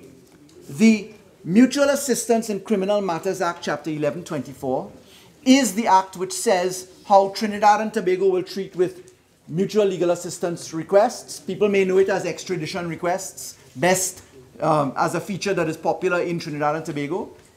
How other jurisdictions will treat with those requests from Trinidad and Tobago, how the Commonwealth jurisdictions will be treated, and how the non-Commonwealth jurisdictions will be treated. In Section 22 of the Act, Section 22(2)K, there's a specific provision which says that a request shall be refused where it relates to a criminal offense under the tax laws, and it goes on. Trinidad and Tobago, as you know, in the Follow the Money enterprise, has committed itself to reciprocal treatment by other jurisdictions. Let's anchor it in FATCA, for example. Let's anchor it in the Global Forum, for example. Those are decisions taken by the last government, which were carried through under this government, that we bind ourselves with an intergovernmental agreement of the type that we saw in FATCA. that we bind ourselves with observing the 142 country requirement in the Global Forum with respect to common reporting standards. But in that treatment came this anomaly, which is where Trinidad and Tobago has an express provision on its books that we will not treat with crimes relative to taxation. And Madam Speaker, as a jurisdiction which is committed and is active in the pursuit of follow the money, as our anti-corruption package, which will come to Parliament very shortly, will demonstrate, as it is met by our anti-corruption work, be it in relation to cartel activity or bid rigging or other matters which are in litigation, there is a coincidence which now arises here in us prescribing for consideration by this Honourable House the removal of this prescription which allows the Attorney General to refuse matters for extradition which are related to crimes of tax laws.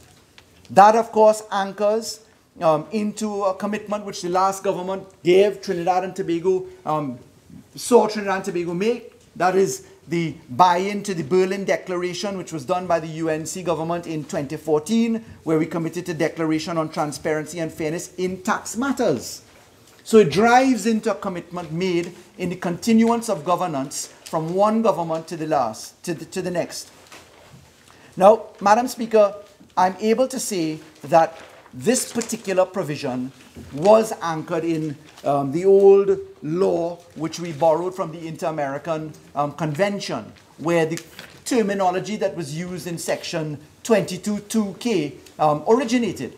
However, Madam Speaker, I'm able to say that as a result of our growth in our perspectives on taxation and in following the money, the might which can be had in ensuring that tax evasion is treated with, that one need only reflect on a Trinidad and Tobago rationale proved by the Tax Information Exchange Act, which we just recently did, which spoke to FATCA.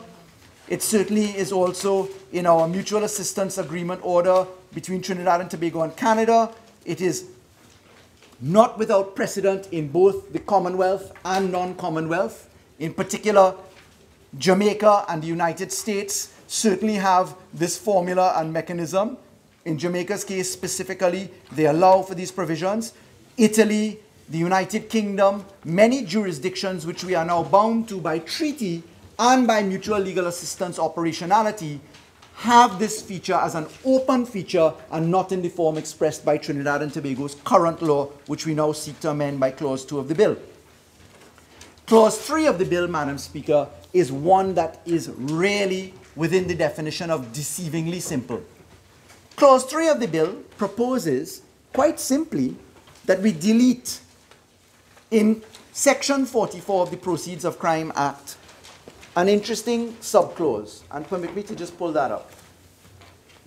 Section 44 of the Proceeds of Crime Act says an offense committed under Section 45 shall be known as a money laundering offense, and the term money laundering shall be construed accordingly. Subsection 2, which we propose should be deleted, says the offense of money laundering is an indictable offense.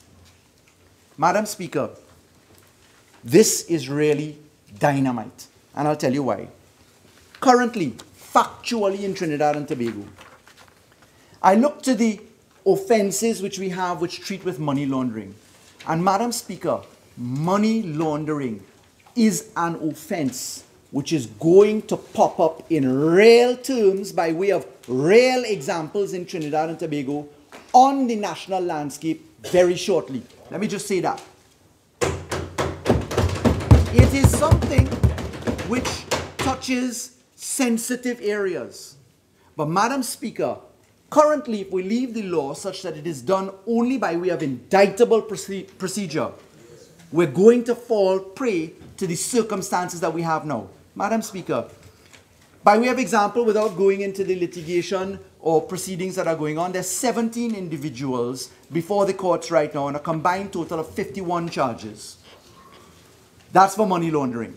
We're talking millions of TT dollars and other currencies, etc.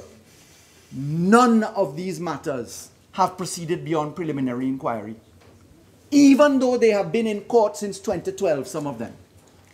So we now stand in 2017, moving to 2018, and the preliminary inquiry procedure route is now taking advantage of this. And what we seek to do in this bill is we seek to eliminate the prescription that you can't do this thing either way or by way of a hybrid offense or have an election to go summarily or indictably.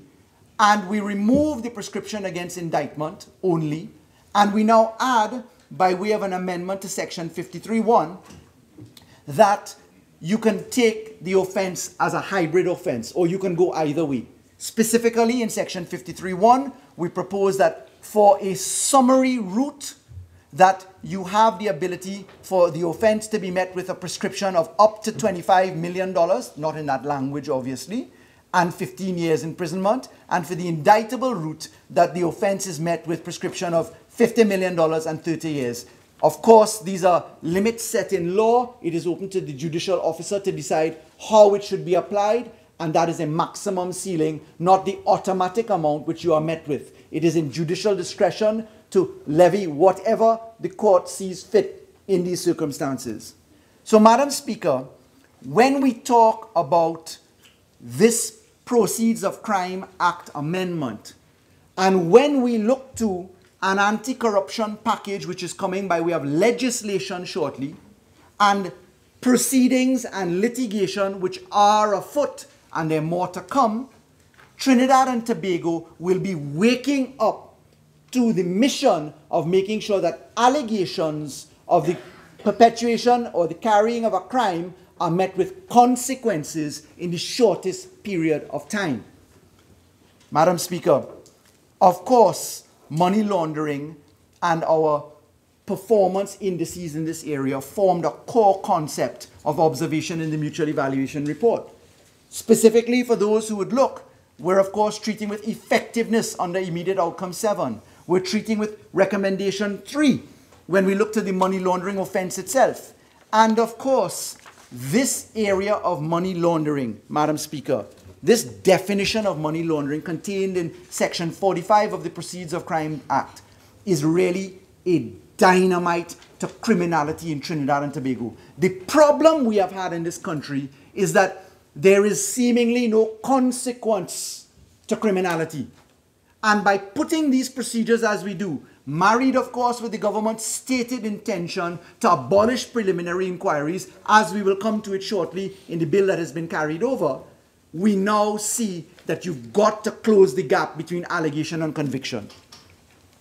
Madam Speaker, of course, we're treating specifically with observations made in the mutual evaluation report, particularly at page 118, paragraphs 452, etc., where assessors flag the points of sanctions available under the Proceeds of Crime Act and the proportionality of sanctions to the Anti-Terrorism Act. So when you see this recommendation for $25 million and 15 years as a summary offense, I'm stating now that that is to keep it in harmony with the provisions for summary route under the Anti-Terrorism Act. And that is an observed mechanism, and there is obvious precedent for it contained in the anti-terrorism legislation. Madam Speaker, I turn next to clause 4. Madam Speaker, just for precision, could you tell me what time I'm due to finish? At 3:27. Pardon? 3:27:55. Thank you. And that will be full time, yes? Thank you. Madam Speaker, you see this area is something which can allow you to speak for a long time. And traversing the clauses in the bill, you have to abridge some of the argument. Madam Speaker, clause 4 of the bill seeks to treat with the FIU. Madam Speaker, the FIU, the Financial Intelligence Unit, is the cog around which suspicious transaction reports, suspicious activity reports are anchored. Those reports under the FIU legislation, which came into life in the period 2009-2010 when the PNM government brought it into effect, those elements of supervision, that requirement for the FIU to engage in analysis and to receive suspicious transaction reports and to act upon activity by way of recommendation to law enforcement, which is all law enforcement, This FIU is really the cog to ensuring that we see results. Now, the government has, of course, significantly improved some of the manpower issues and supplementation of the work and augmentation of the responsibilities for the FIU.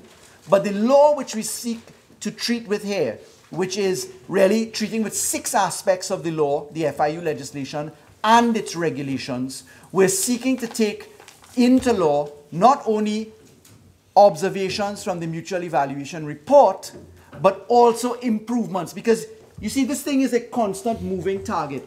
You can't rest on your laurels. You can't say, well, I've achieved this outcome, because the effectiveness is what drives fourth round supervision and reporting. Now, Madam Speaker, in the first part of this, let's paint a landscape. Trinidad and Tobago has seen, if you look to the annual report of the FIU for 2015-2016, we saw 670 SARs and STRs for money laundering, and we saw 69 related to terrorist financing. With respect to terrorist financing, let me put it into context. That was a 331% increase over previous reporting period. And this type of trending, people of Trinidad and Tobago ask a glorious question, well, what's happening as a result of this? The amendments, as we treat in Clause 4 of the bill, seek to treat with some of these by way of improvements, and perhaps in my wrap-up I'll have to give some better details of operational successes. First thing that we look at, if we look to Clause 4.1a of the bill, we're seeking to amend Section 2 of the Act by reformulating the reference to the Egmont Group. Now, the Egmont Group, Madam Speaker, is the heads of FIU of many jurisdictions working together.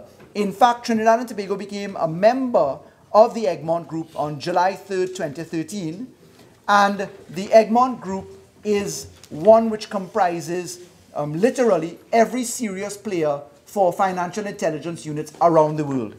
The definition which we seek to amend is in keeping with the current language, and it is in keeping with the recommendations made with respect to Recommendation 29, and also to treat with the provisions which deal with effectiveness of supervision.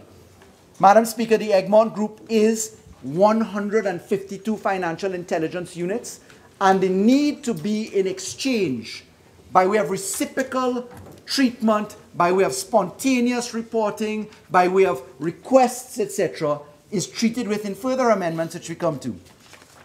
If we look, Madam Speaker, to the provisions for Clause 4.1b2 of the bill, you will see something. We're seeking to amend Section 8.3f of the FIU legislation, and here is what I just said put into context. It is a requirement that our spontaneous disclosure of information within the parameters of the law in fact happens. And we seek to put in that the FIU may, on its own motion or upon request, disseminate information. That was an observed deficiency because our current law only really spoke to information upon request. And therefore the need for spontaneity ties in with our requirements, not only under the FATF obligations, but also under our tax information exchange operationalities, as the FATCA bill had and as Global Forum will have. So, Madam Speaker, we're treating specifically with the mutual evaluation observations at page 8, at page 14, at page 20, where the FIU must, of course, engage itself in this kind of spontaneity. Clause 4.1c of the bill seeks to amend Section 12 of the FIU Act. Now, Section 12 did not have a clear definition of how you were going to treat with financial institutions who had not complied with a court order.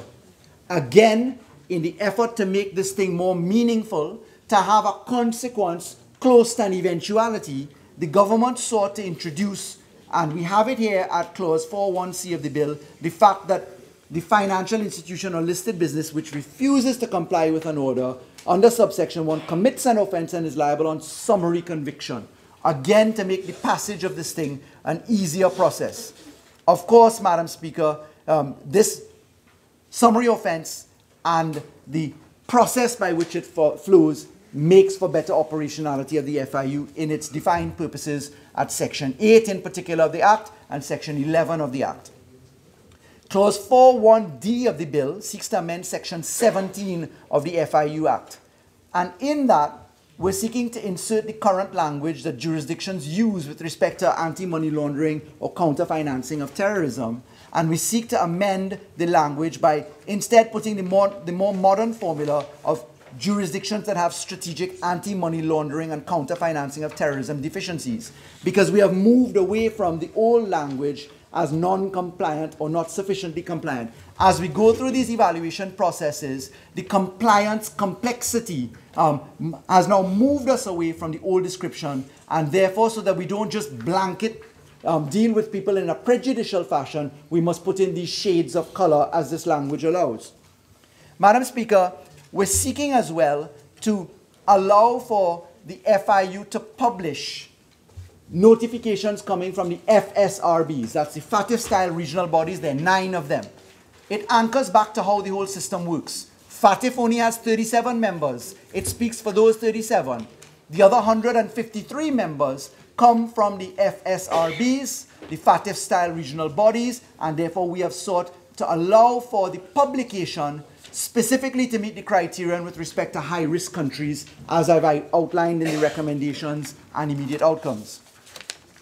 Madam Speaker, I turn next to Clause 4.1e of the bill, which seeks to amend Section 18G of the FIU Act by inserting a new 18G through 2A to 2E inclusive.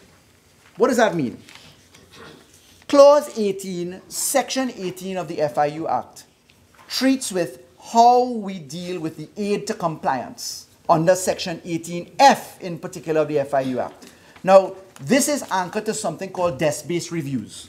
The FIU conducts on-site reviews and desk-based reviews. And there's a formula and process set out in the FIU legislation by which the FIU can actually call for information and have information presented to it so that it can conduct reviews. It does it in a very formula, process-oriented approach where there's a first request, a second request, a third action item before it actually goes to a court of law. And what we're seeking to do here to aid the desk-based reviews and therefore to avoid the expense of just going to court in the long run at the High Court in particular, we've added in sections now to aid compliance by saying where you have a request for disclosure and it is done in the process of the law as set out in the Act, the FIU Act, and where policemen are involved in having gone to the court to obtain a warrant, etc., that you can actually ask for the information.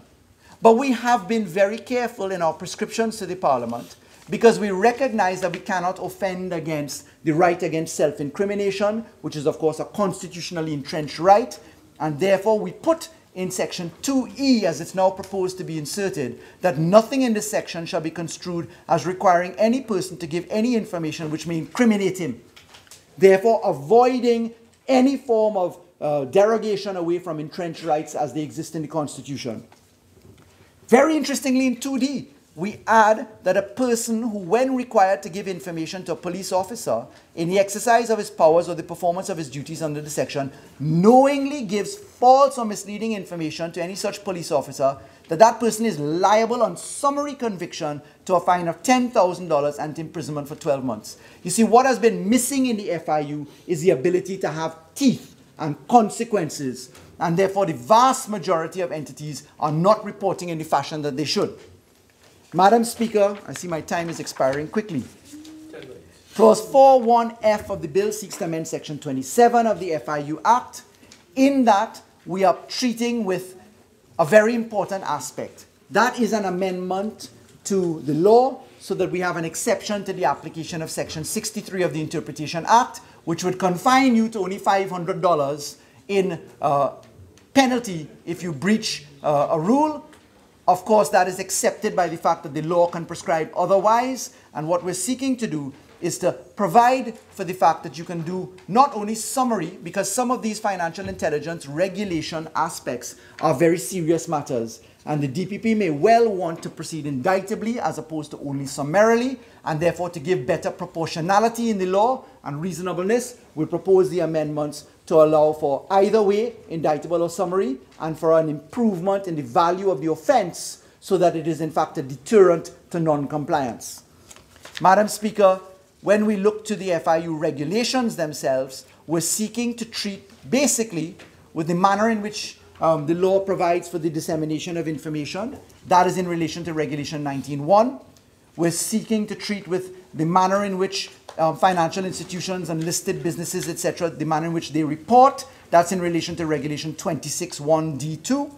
We're seeking to treat with the chain of having to come to Parliament to amend the schedule for forms, something as simple as forms, which must be done by way of parliamentary action. We're seeking to treat with that by way of relaxing the approach to allow the FIU to develop its own forms and to be more quick-footed, and that is, of course, treating with Regulation 28.1.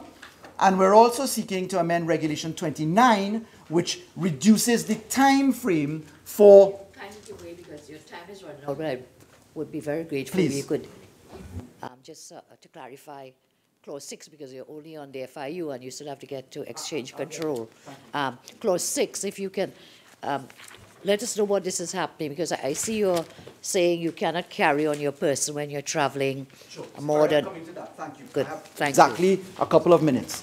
Madam Speaker, in treating with the regulations, we have, of course, in Regulation 29, the ability to harmonize it with the company's law. The timeframes were out of whack with the company's law for change of directors, for registered office, etc., and we've harmonized that. Let me come to touch with Clause 5, and then I'll come to Clause 6 quickly in the 7 minutes that I have. Madam Speaker, Clause 5, which treats with amendments to the Customs Act, is nothing short of dynamite. It is dynamite because we are seeking to give very important strength to the post-audit period for customs matters. Right now, of course, the MER is full of references to customs. Please, Oropuchis. The customs reference is replete in the MER.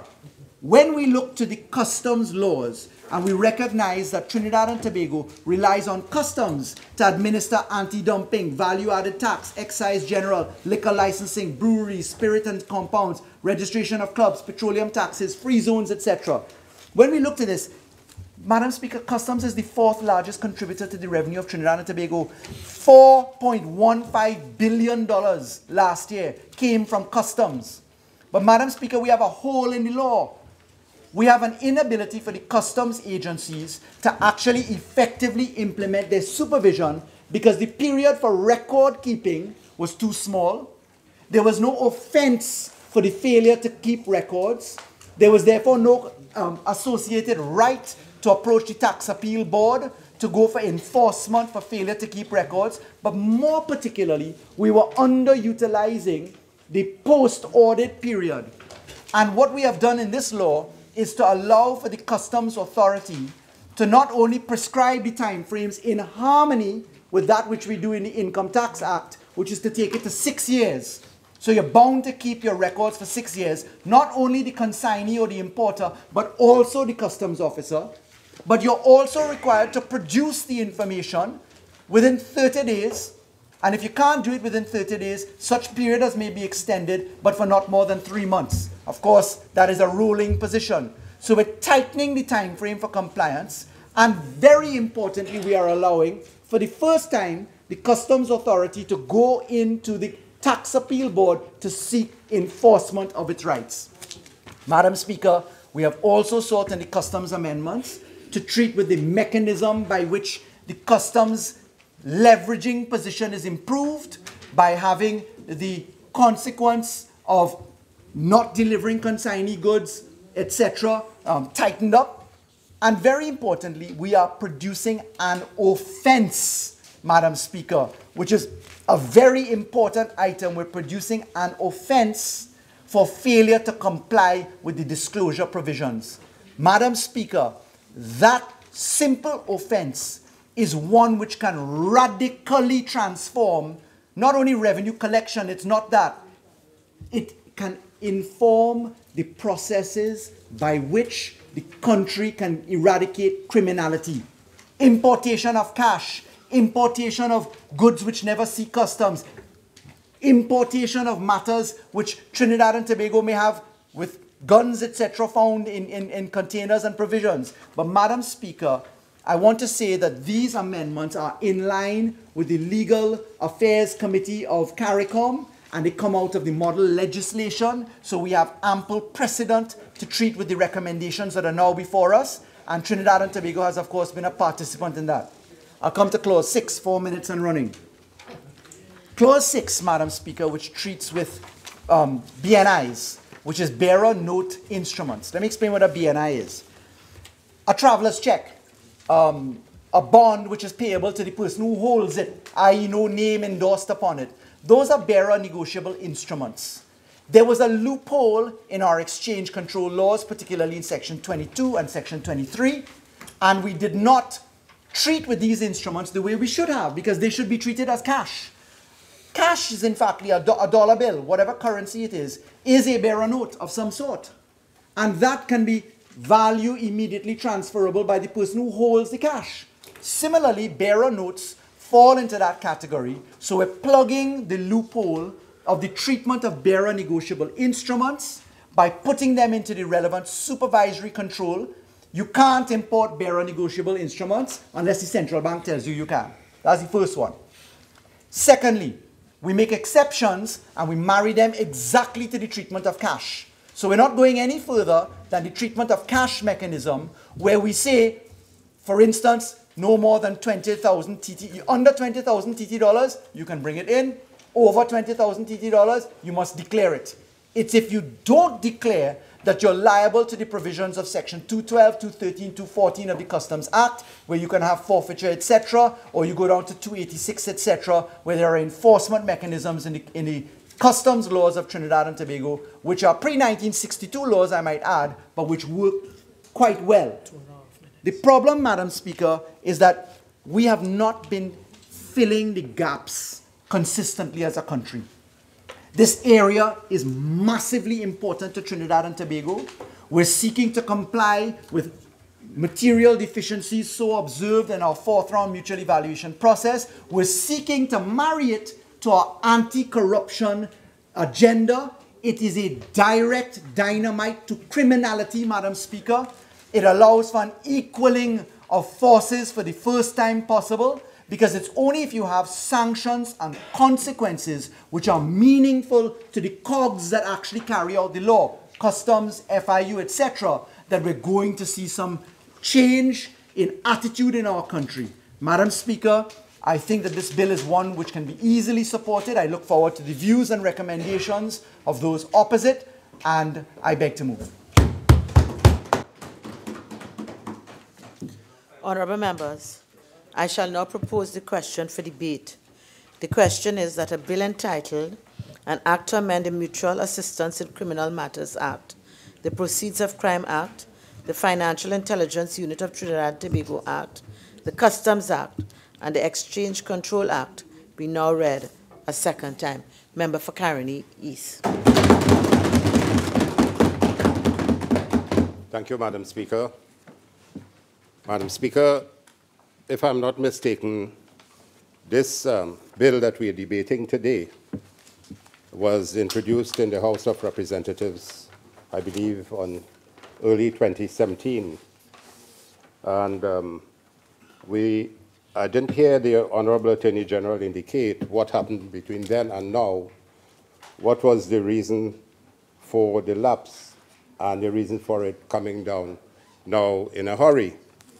Is it because the FATF has put some pressures on the Attorney General and the country? That is why he's hurrying it now, and hurrying it in a dynamite fashion. I want to tell the Attorney General that to use dynamite, you have to get a license. So are you, I know you have a lot of passion this evening, a passion for the FATF and the CFATF and all these regulations that govern CFATF. But the question is, why is Trinidad and Tobago still, after 2 years of your regime, a major, included as a major money laundering country? And that is defined by statute as one whose financial institutions engage in currency transactions involving significant amounts of proceeds from international narcotics trafficking. And you said that there are about 180 countries under FATF. And we have a number of Caribbean countries on CFATF. But there are about 80 countries and jurisdictions that have still been identified this year in this category. And we are lumped with 16 Caribbean and Latin American countries as still being a money laundering country. So we have had 2 years of this administration under your watch, Attorney General. And why are we still labeled as one of the 15 Caribbean countries as a money laundering country? And that also includes, well, of course, Bahamas, Barbados, Eastern Caribbean states, Guyana, etc. But we would have expected by now that the United States Department of State Bureau for International Narcotics and Law Enforcement Affairs, and in their International Narcotics Control Strategy Report, Money Laundering and Financial Crimes, March 2017, they still have us there. And it would be important for you to give an understanding to this population. Why are we still registered by the United States International Narcotics and Law Enforcement Bureau as being a money laundering country? Because when you came here I think just recently, and we heard you mentioning the amount of work that you said you did for FATF, and you possibly made the accusation that we didn't do much work at all. I remember speaking about that, indicating that the past Attorney General did a tremendous amount of work to get us out of the difficulty which we had inherited when we came in 2010. Madam Speaker, I want to indicate that this omnibus piece of legislation, and with an amalgamation of various acts, we had passed this in November 2014. We had passed a similar act with different amendments in 2014. And the People's Partnership Government and United National Congress can be proud of the fact that these pieces of legislation, we passed major pieces of legislation of the nature to strengthen the criminal justice system and the rule of law. And we were very successful under Kamla Prasad Bissasa's administration, and previously as well, and the Attorney General, Minister Ramlogan, piloted successfully a number of these. And let me just indicate which are they. The Judicial Review Act. Which report is that? No, it's not a report. I'm giving you some facts. The Freedom of Information Act, the Proceeds of Crime Act, the Integrity in Public Life Act, the Equal Opportunities Act. And in 2014, in November, we had an omnibus piece of legislation which made amendments to most of these that you are bringing back down for subsequent amendments. One important issue to raise here is that this legislation you're bringing here today, Mr. Attorney General, when we made that amendment in 2014, that was passed in the House of Representatives here on the 19th day of September 2014. And it was passed by more than a 3/5 majority. And we want to find out now, why is it that you're moving away from that? Because these amendments affect important constitutional rights and freedoms of individuals. And some of the fines that I will speak about subsequently are, in fact, onerous and cannot be accepted in a nation when you want to fine people $50 million and 25 years imprisonment for a matter of a civil matter. And I will draw the analogy between other countries. So this amendment that we had made in miscellaneous provisions, this almost the same pieces of legislation that you have here. The Proceeds of Crime Act, the Anti-Terrorism, Financial Intelligence Unit, all of these were passed here on the 19th day of September 2014.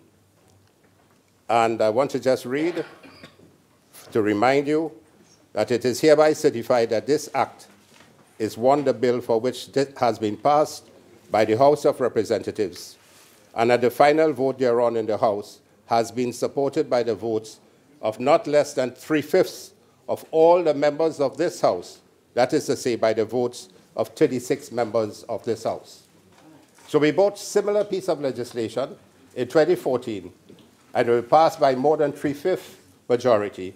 We had 30 people voted for it, and today the Attorney General is bringing this as a piece of legislation that does not require a 3/5 majority, when we all know that it abrogates basic human and fundamental rights of citizens.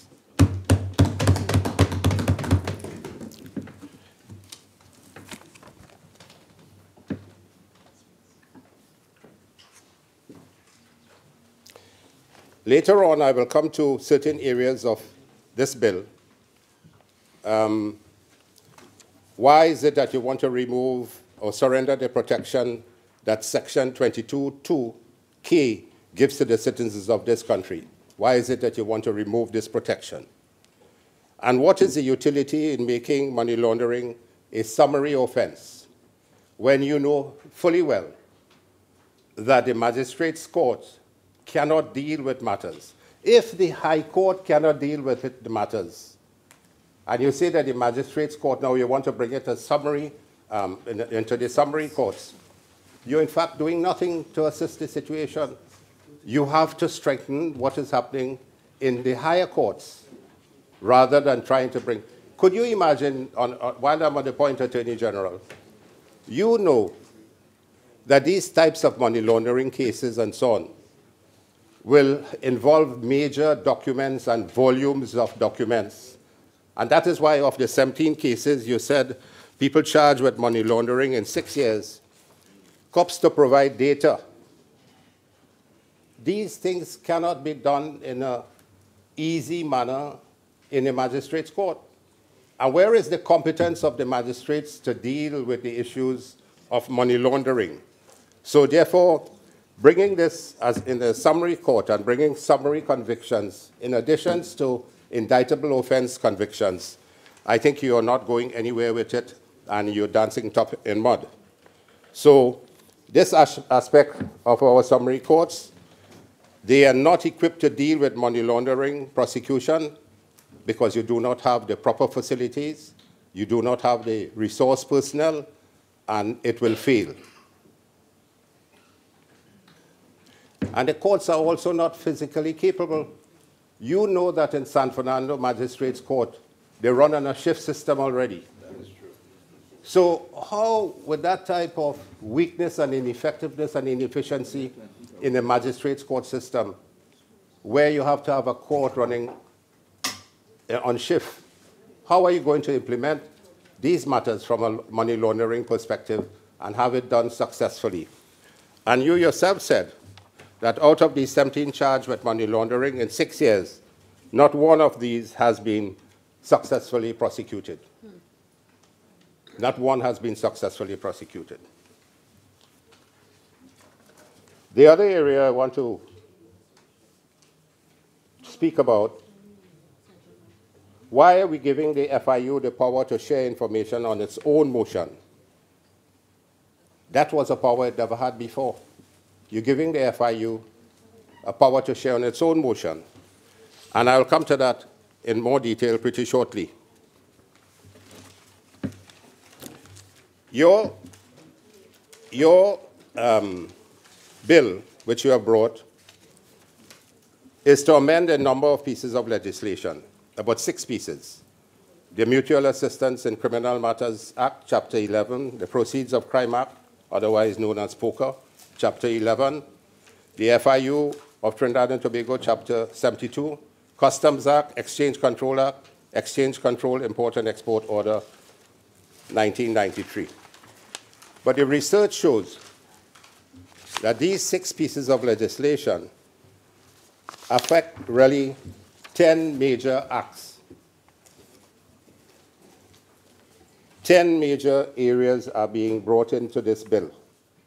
Well, of course, the mutual assistance, POCA, miscellaneous provisions of the FIU, Financial Intelligence Unit regulations, the Customs Act, Territorial Sea Act, the Firearms, Chapter 1601, the Exchange Control Act, and the Exchange Control Import and Export Order. So you're really touching on significant parts of major pieces of legislation in 10 different areas. So we have to be very careful about what we do. The first area I want to go to is the Mutual Assistance in Criminal Matters Act, Chapter 1124. And the Act makes provision regarding the scheme relating to mutual assistance in criminal matters within the Commonwealth and facilitates its operation in Trinidad and Tobago. It also makes provision concerning mutual assistance in criminal matters between Trinidad and Tobago and countries other than Commonwealth countries. The Act designates a central authority, which is the Attorney General, who may delegate his functions. And all requests for extradition and mutual assistance made to and by Trinidad and Tobago are coordinated by the Central Authority Unit. Madam Speaker, recently we had problems. We saw where there was a matter reported to the police of a person from the Central Authority being brought in a matter that the police is investigating. And we believe that that person was employed by the Central Authority, then left the job, and is still being seen around in the Central Authority and in the precincts of the Attorney General's office, and even being given a car park space in the Attorney General's office. So we have, the Attorney General will have to answer that question, whether he believes that this central authority that you're giving so much authority to, whether the people of Trinidad and Tobago can trust that central authority. So that's a question you will have to answer.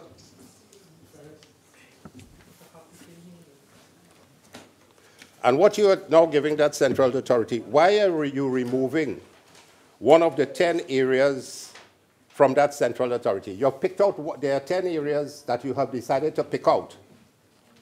And you said now, this act establishes the procedure for let me just go back on this.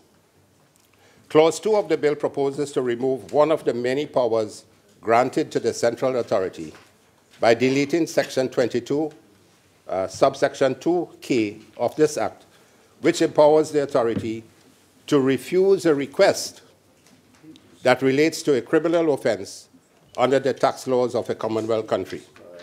Well, Madam Speaker, in one of our previous work together, I'm sorry to say that the Attorney General obviously didn't know his tax laws, because he said there was no mutual taxation treaty between the United States and Trinidad and Tobago. Member for Caroni Central will remember that as well.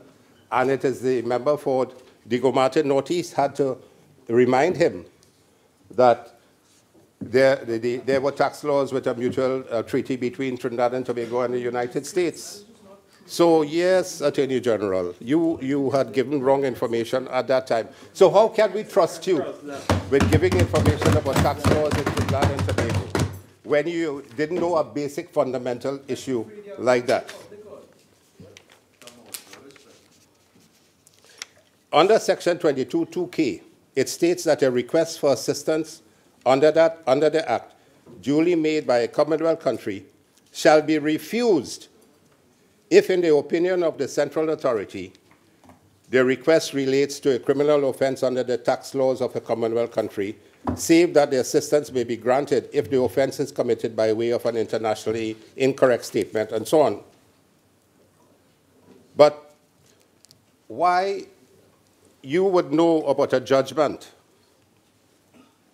given recently by Justice Gopeesingh, where on a particular matter that everyone knows in Trinidad and Tobago,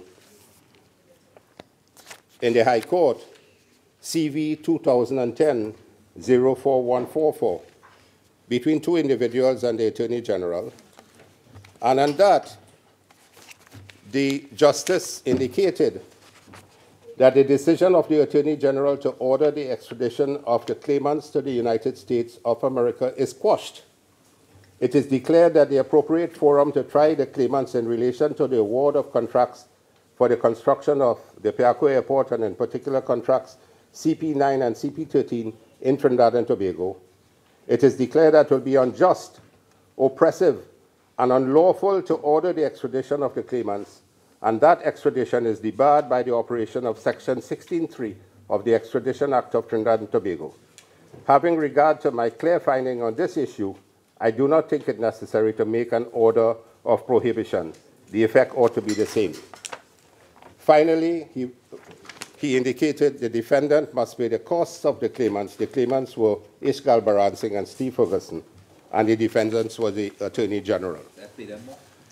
So it is left to the central authority to refuse certain aspects of when they are asked to provide some mutual assistance. But now you're squashing that all together. How would that fit in with what you want to do with the judgment of the court that has already been determined, and it has been set as to what is happening?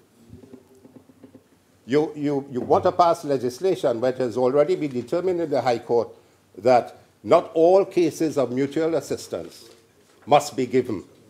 There are certain areas that you have to hold back. And the Act speaks about it at now. So why are you taking out one area of the central authority, removing it so that mutual assistance will be given freely willy between all countries and Trinidad and Tobago? That is not correct, and it should not be done. So we oppose that amendment in this bill. Then let me talk about the Proceeds of Crime Act. The Act establishes a procedure for the confiscation of the proceeds of certain offenses.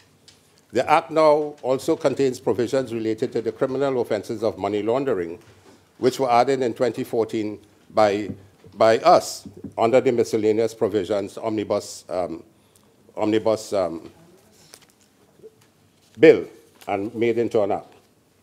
Now, Section 44(1) of the Proceeds of Crime Act establishes the offense of money laundering.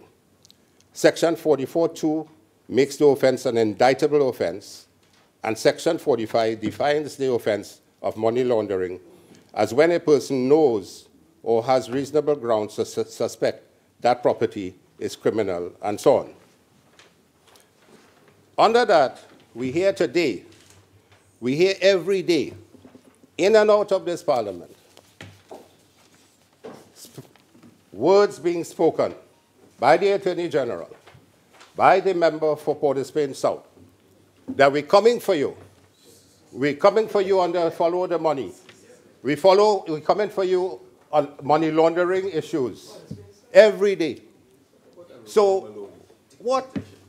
And you just said that you have dynamite in your system. Dynamite things is going to be coming into the country pretty shortly. The people will see this and that happening. Every day you're threatening. Is this piece under the Anti-Money Laundering Act designed particularly by you all to go at certain individuals, to attack certain individuals. You want to lock up everybody?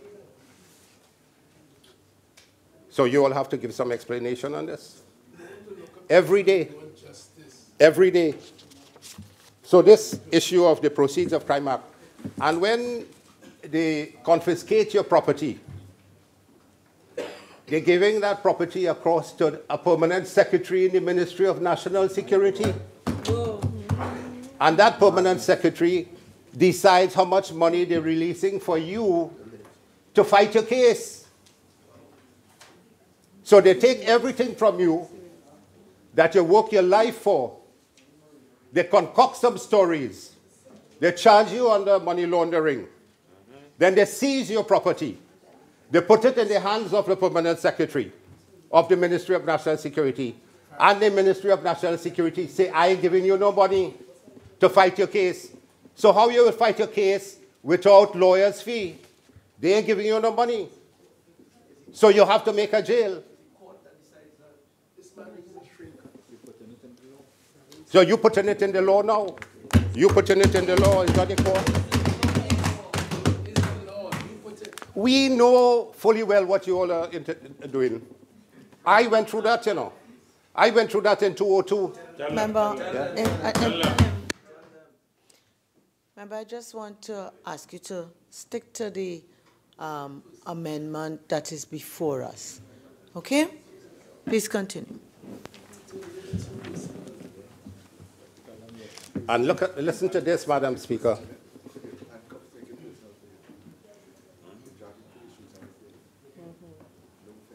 You're not allowing me to speak about my personal issue.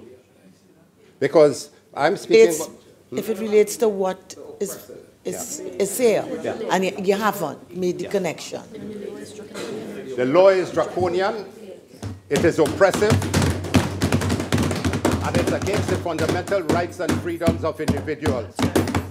And my fundamental freedom and right was pulled to the courts, and I had to spend millions of dollars and 4 lawyers to free myself from charges what not known to law. In 2002, it took me 2 years for anybody to concoct something, charge you with something, but you have to go through years to defend yourself in the High Court, in the Magistrate Court, the High Court, the Appeal Court, and the Privy Council. Embarrassing. Yeah. And my reputation and integrity in 2002, I was a doctor for 28 years then, being one of the best in the Caribbean. And my integrity and professionalism was pulled to the coals. But no PNM can take that away from us. No PNM can take that away from us. I can ask which clause it is that you're addressing. Coming into this is the clause. The section 44.1, section 44.2, and section 45, which says a person who commits the offense of money laundering is liable on conviction on indictment to a fine of $25 million and to imprisonment for 15 years under section 23.1 of the Act. They now bringing that, the same summary conviction, they're leaving it, which was indictable offense, which was 25 million and 15 years. Madam Speaker, I'm being disturbed by this man, by the member for Laventille West. Yeah.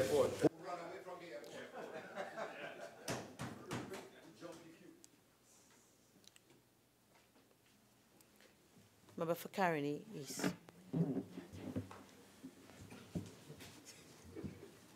Under the present legislation, for indictable, if somebody is fined with an indictable conviction, it's 25 years and 15 years. 25 million and 15 years. Now, you're bringing this to summary, the value for a summary conviction, and you're increasing now the indictable conviction to $50 million and to imprisonment for 30 years.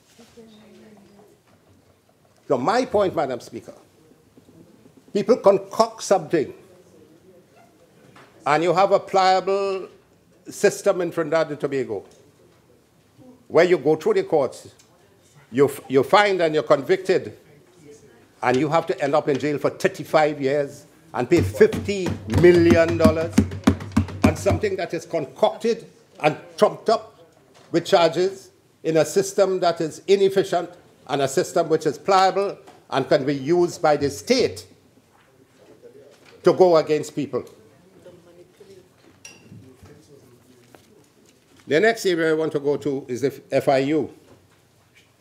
And that establishes it implements the recommendations of FATF on money laundering and the financing of terrorism.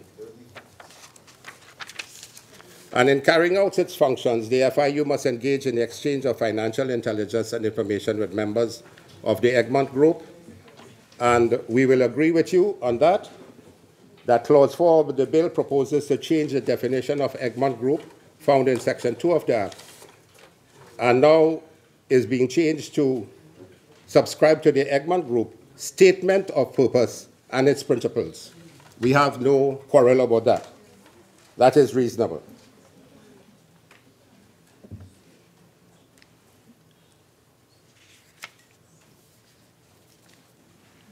Now, Section 8.3 of the Act provides the details of certain functions assigned to the FIU. Clause 4 of the bill further proposes to amend this section, specifically in subparagraph C, 2, and F, by broadening these provisions and thereby further empowering the FIU. And so for Clause 4 now of the Mutual Assistance in Criminal Matters Bill, this bill proposes that Section 8C, Roman numeral 2, be amended so that the FIU shall collect information as required for tactical analysis in order to generate activity patterns, trends, and typologies, investigative leads, and identify possible future behavior. But what is the sting in the tail is that Clause 4 of the bill proposes that Section 8F be amended so that the FIU may, on its own motion or upon request, disseminate financial intelligence and information to local and foreign authorities and affiliates with the intelligence community. So what do you mean by its own motion? The FIU taking it upon themselves to give information to anybody else? Why was that brought out? Is there a clandestine thinking behind that that is now going to be reflected in law? What it means by on its own motion? FIU had certain regulations to be governed with by. Now, to share information, when asked.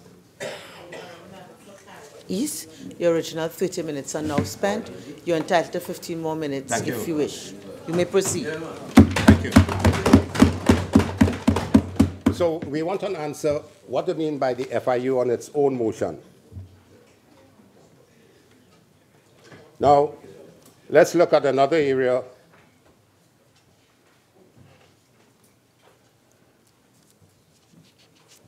Under the Mutual Assistance in Criminal Matters Bill.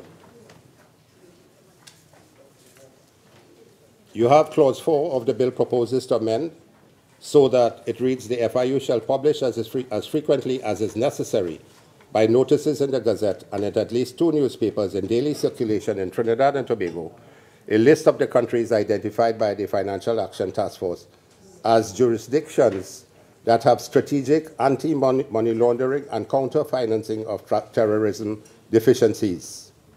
Example, Trinidad and Tobago. So you're moving it from as is necessary, frequently as is necessary, now is going to be identified by the Financial Action Task Force. So Trinidad and Tobago will be listed from time to time as not in conformity with the CFATF and the FATF regulations, and therefore we still continue to be named as a money laundering country.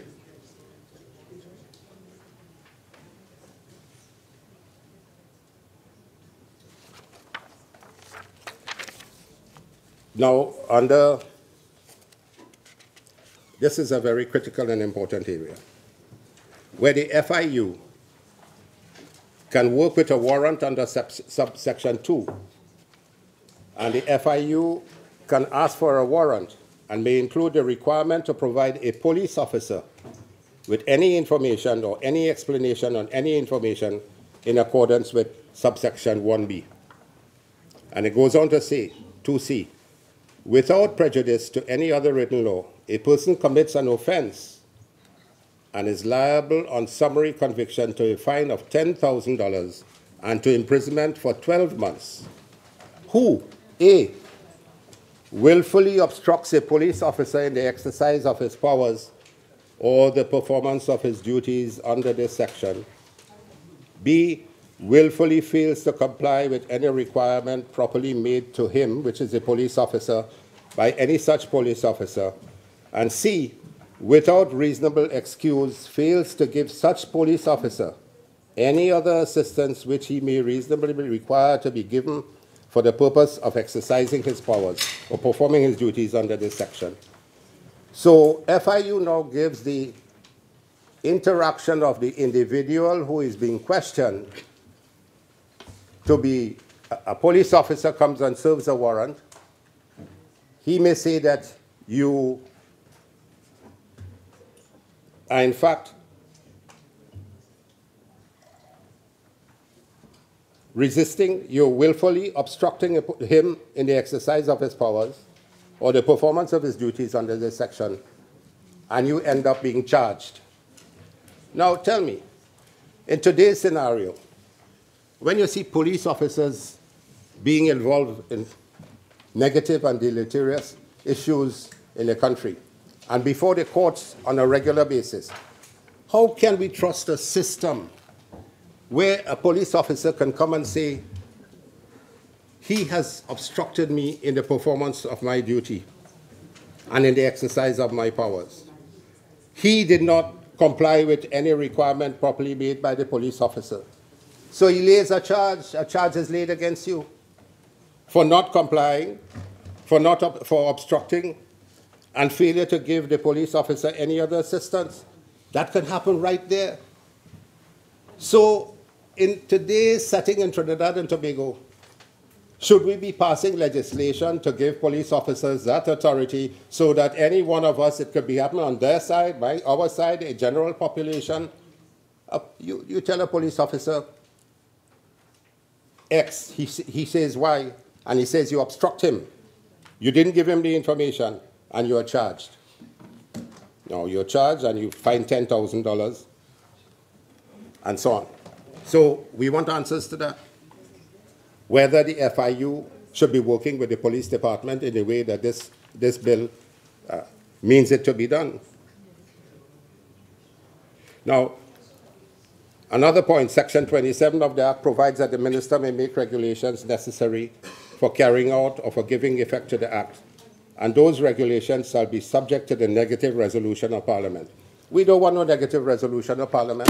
Negative resolution of Parliament, you could slip in something when it's something like Carnival or Christmas, and for 23 days you haven't seen it, the opposition hasn't seen it.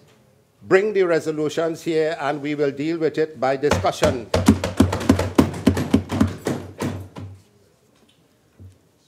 So we want affirmative resolution here. Yeah, we want affirmative resolutions here. And another area, Clause 4 of the bill also seeks to amend the Financial Intelligence Unit Regulations 2011 made by the Minister under Section 27. 6 amendments have been set out. Within Regulation 1901, allow the Director of the FIU to disseminate financial intelligence to local authorities and enforcement agencies on his own motion or upon request. I asked the question. Written Regulations 28.1 provide that the form for the registration of a supervised entity shall be approved by FIU. All right, we have no difficulty in that. The registration form for all financial institutions and so on can be approved by the FIU. Within Regulations 29 and 29A, shorten the time period for notifying the FIU of a change in registered office of a supervised entity or of a change in directors, owners, partners, or compliance officers, respectively, from 6 months to 30 days. Financial institutions change the directors, they change their address, they change the place. How feasible it is to give that information, which was allowed 6 months before, you now want to give it 30 days. You have to look at that again. That is not practical. You can't bring it down from 6 months to 30 days. And another one, within the schedule to the regulations, which contains a prescribed form, permit the FIU to develop its own forms and thereby make changes when required. So this is an institution acting on itself without any checks and balances. They're making their own form, the FIU making their own form. Where's the supervision of this? Why the FIU is allowed to do this on its own? And we don't agree with that at all. Now, Clause 5 of the bill proposes to amend this section so that it empowers the comptroller of customs, that's a customs amendment, to adjust the value of goods accepted by an officer within 6 years from the date of entry of the goods via notice in writing to the importer. Have you done any consultation with the business community? You want them to keep information for 6 years on every, they bring in containers of things. They have to keep a detailed listing of all these things for 6 years. And you see nothing wrong with that? How feasible and how practical it is for somebody. Did you get the concurrence of the business community? When they hear this is what is going to happen, the business community hearing that they have to have all the information kept there for 6 years, you can imagine what chaos is going to happen in this country. And then, if you don't file an action within that period of time, you're prevented from bringing in any other shipment into the country. So you cannot give the information, then the business go on, because they are prevented from bringing any further shipments. Yeah.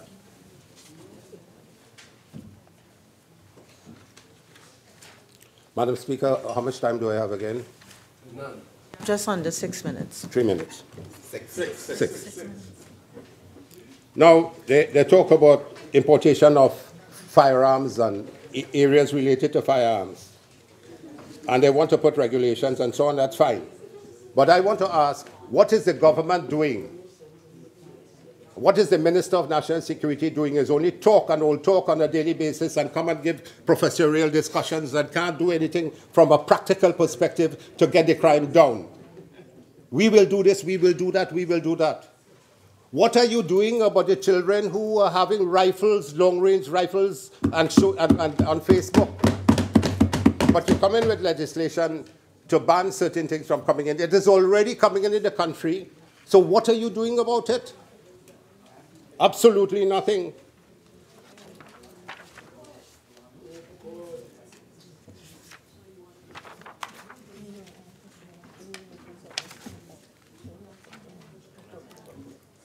So the Customs Act wants people, and you know who will be affected in this customs issue to keep things for 6 months, 6 years?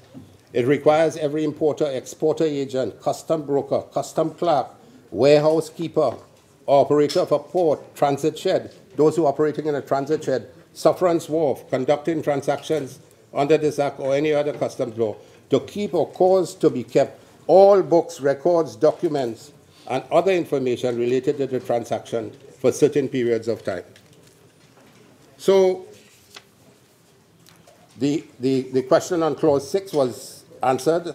Our political leader and leader of the opposition asked that in terms of what is considered bearer negotiable instruments and so on, and I'm sure we will have some more discussions on that.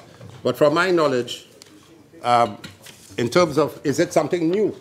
Because the Customs and Excise Division had already had this declaration of currency or monetary instruments.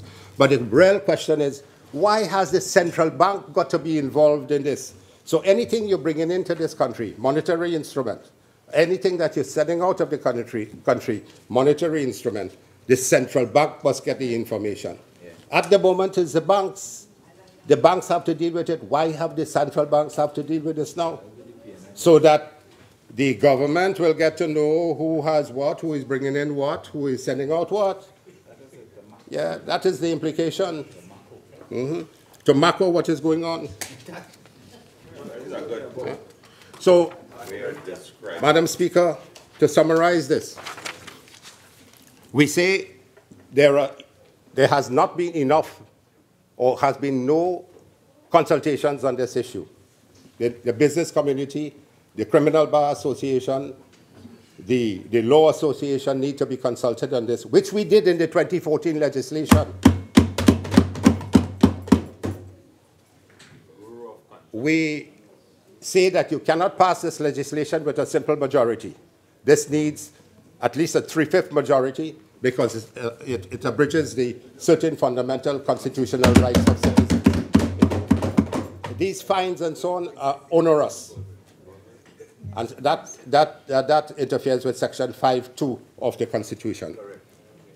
And so we ask that this be sent to a joint select committee so that discussions will take place and we will hammer it out just like how we hammered out the FATCA. We want to pass legislation, but it must be good legislation for the benefit of people of Trinidad and Tobago. Thank you very much. Leader of the House. Thank you very much, Madam Speaker. Madam Speaker, in accordance with Standing Order 53, I beg to move the debate on the miscellaneous mutual assistance in criminal matters, proceeds of crime, financial intelligence. Madam Speaker, just one second. Give us a couple moments and just stand down for me just to have a quick word. By agreement, the House will be suspended for 5 minutes. 2 minutes. The House is hereby suspended.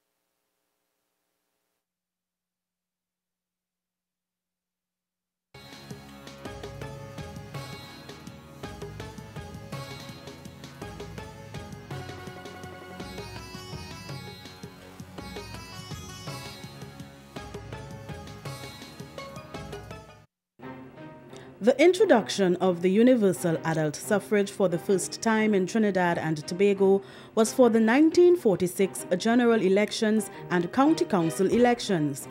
For these elections, every national 21 years and over had the right to vote for the representative of their choice.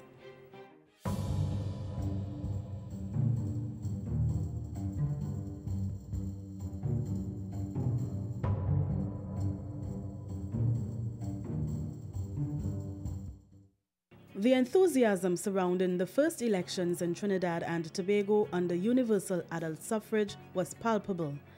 The county council elections were held on the 28th of October 1946, directly after the July general elections of that same year. And every person, male and female, were allowed to participate with no restrictions. Not only was it the first county council election under universal adult suffrage, but it was the first time that the Maraval-Paramin area was allowed a county councillor. The race was on. For Margaret Nicholas, this election was special. Her uncle, Elias George Romani, was a candidate for the ward of Digo Martin in the St. George County. Elias Romani.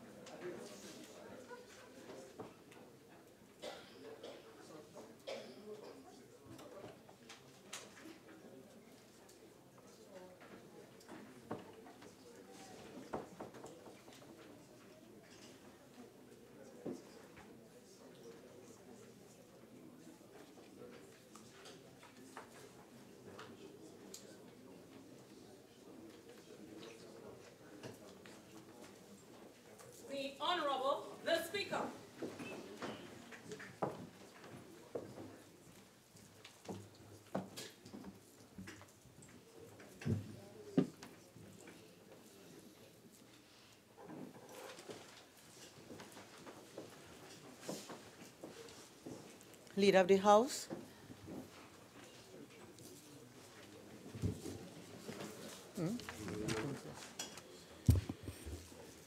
Madam Speaker, in accordance with Standing Order 53, I beg to move that the debate on the miscellaneous mutual assistance in criminal matters, proceeds of crime, financial intelligence unit of Trinidad and Tobago, customs and excise control, Bill 2017, be adjourned.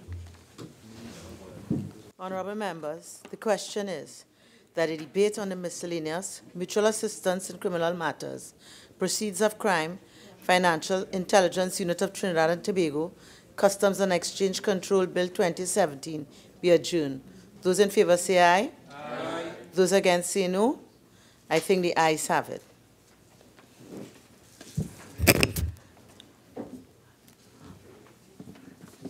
Honorable members, it's now 4:14. I propose that we take the tea break, the suspension for the tea break now, and we would resume at 4:45.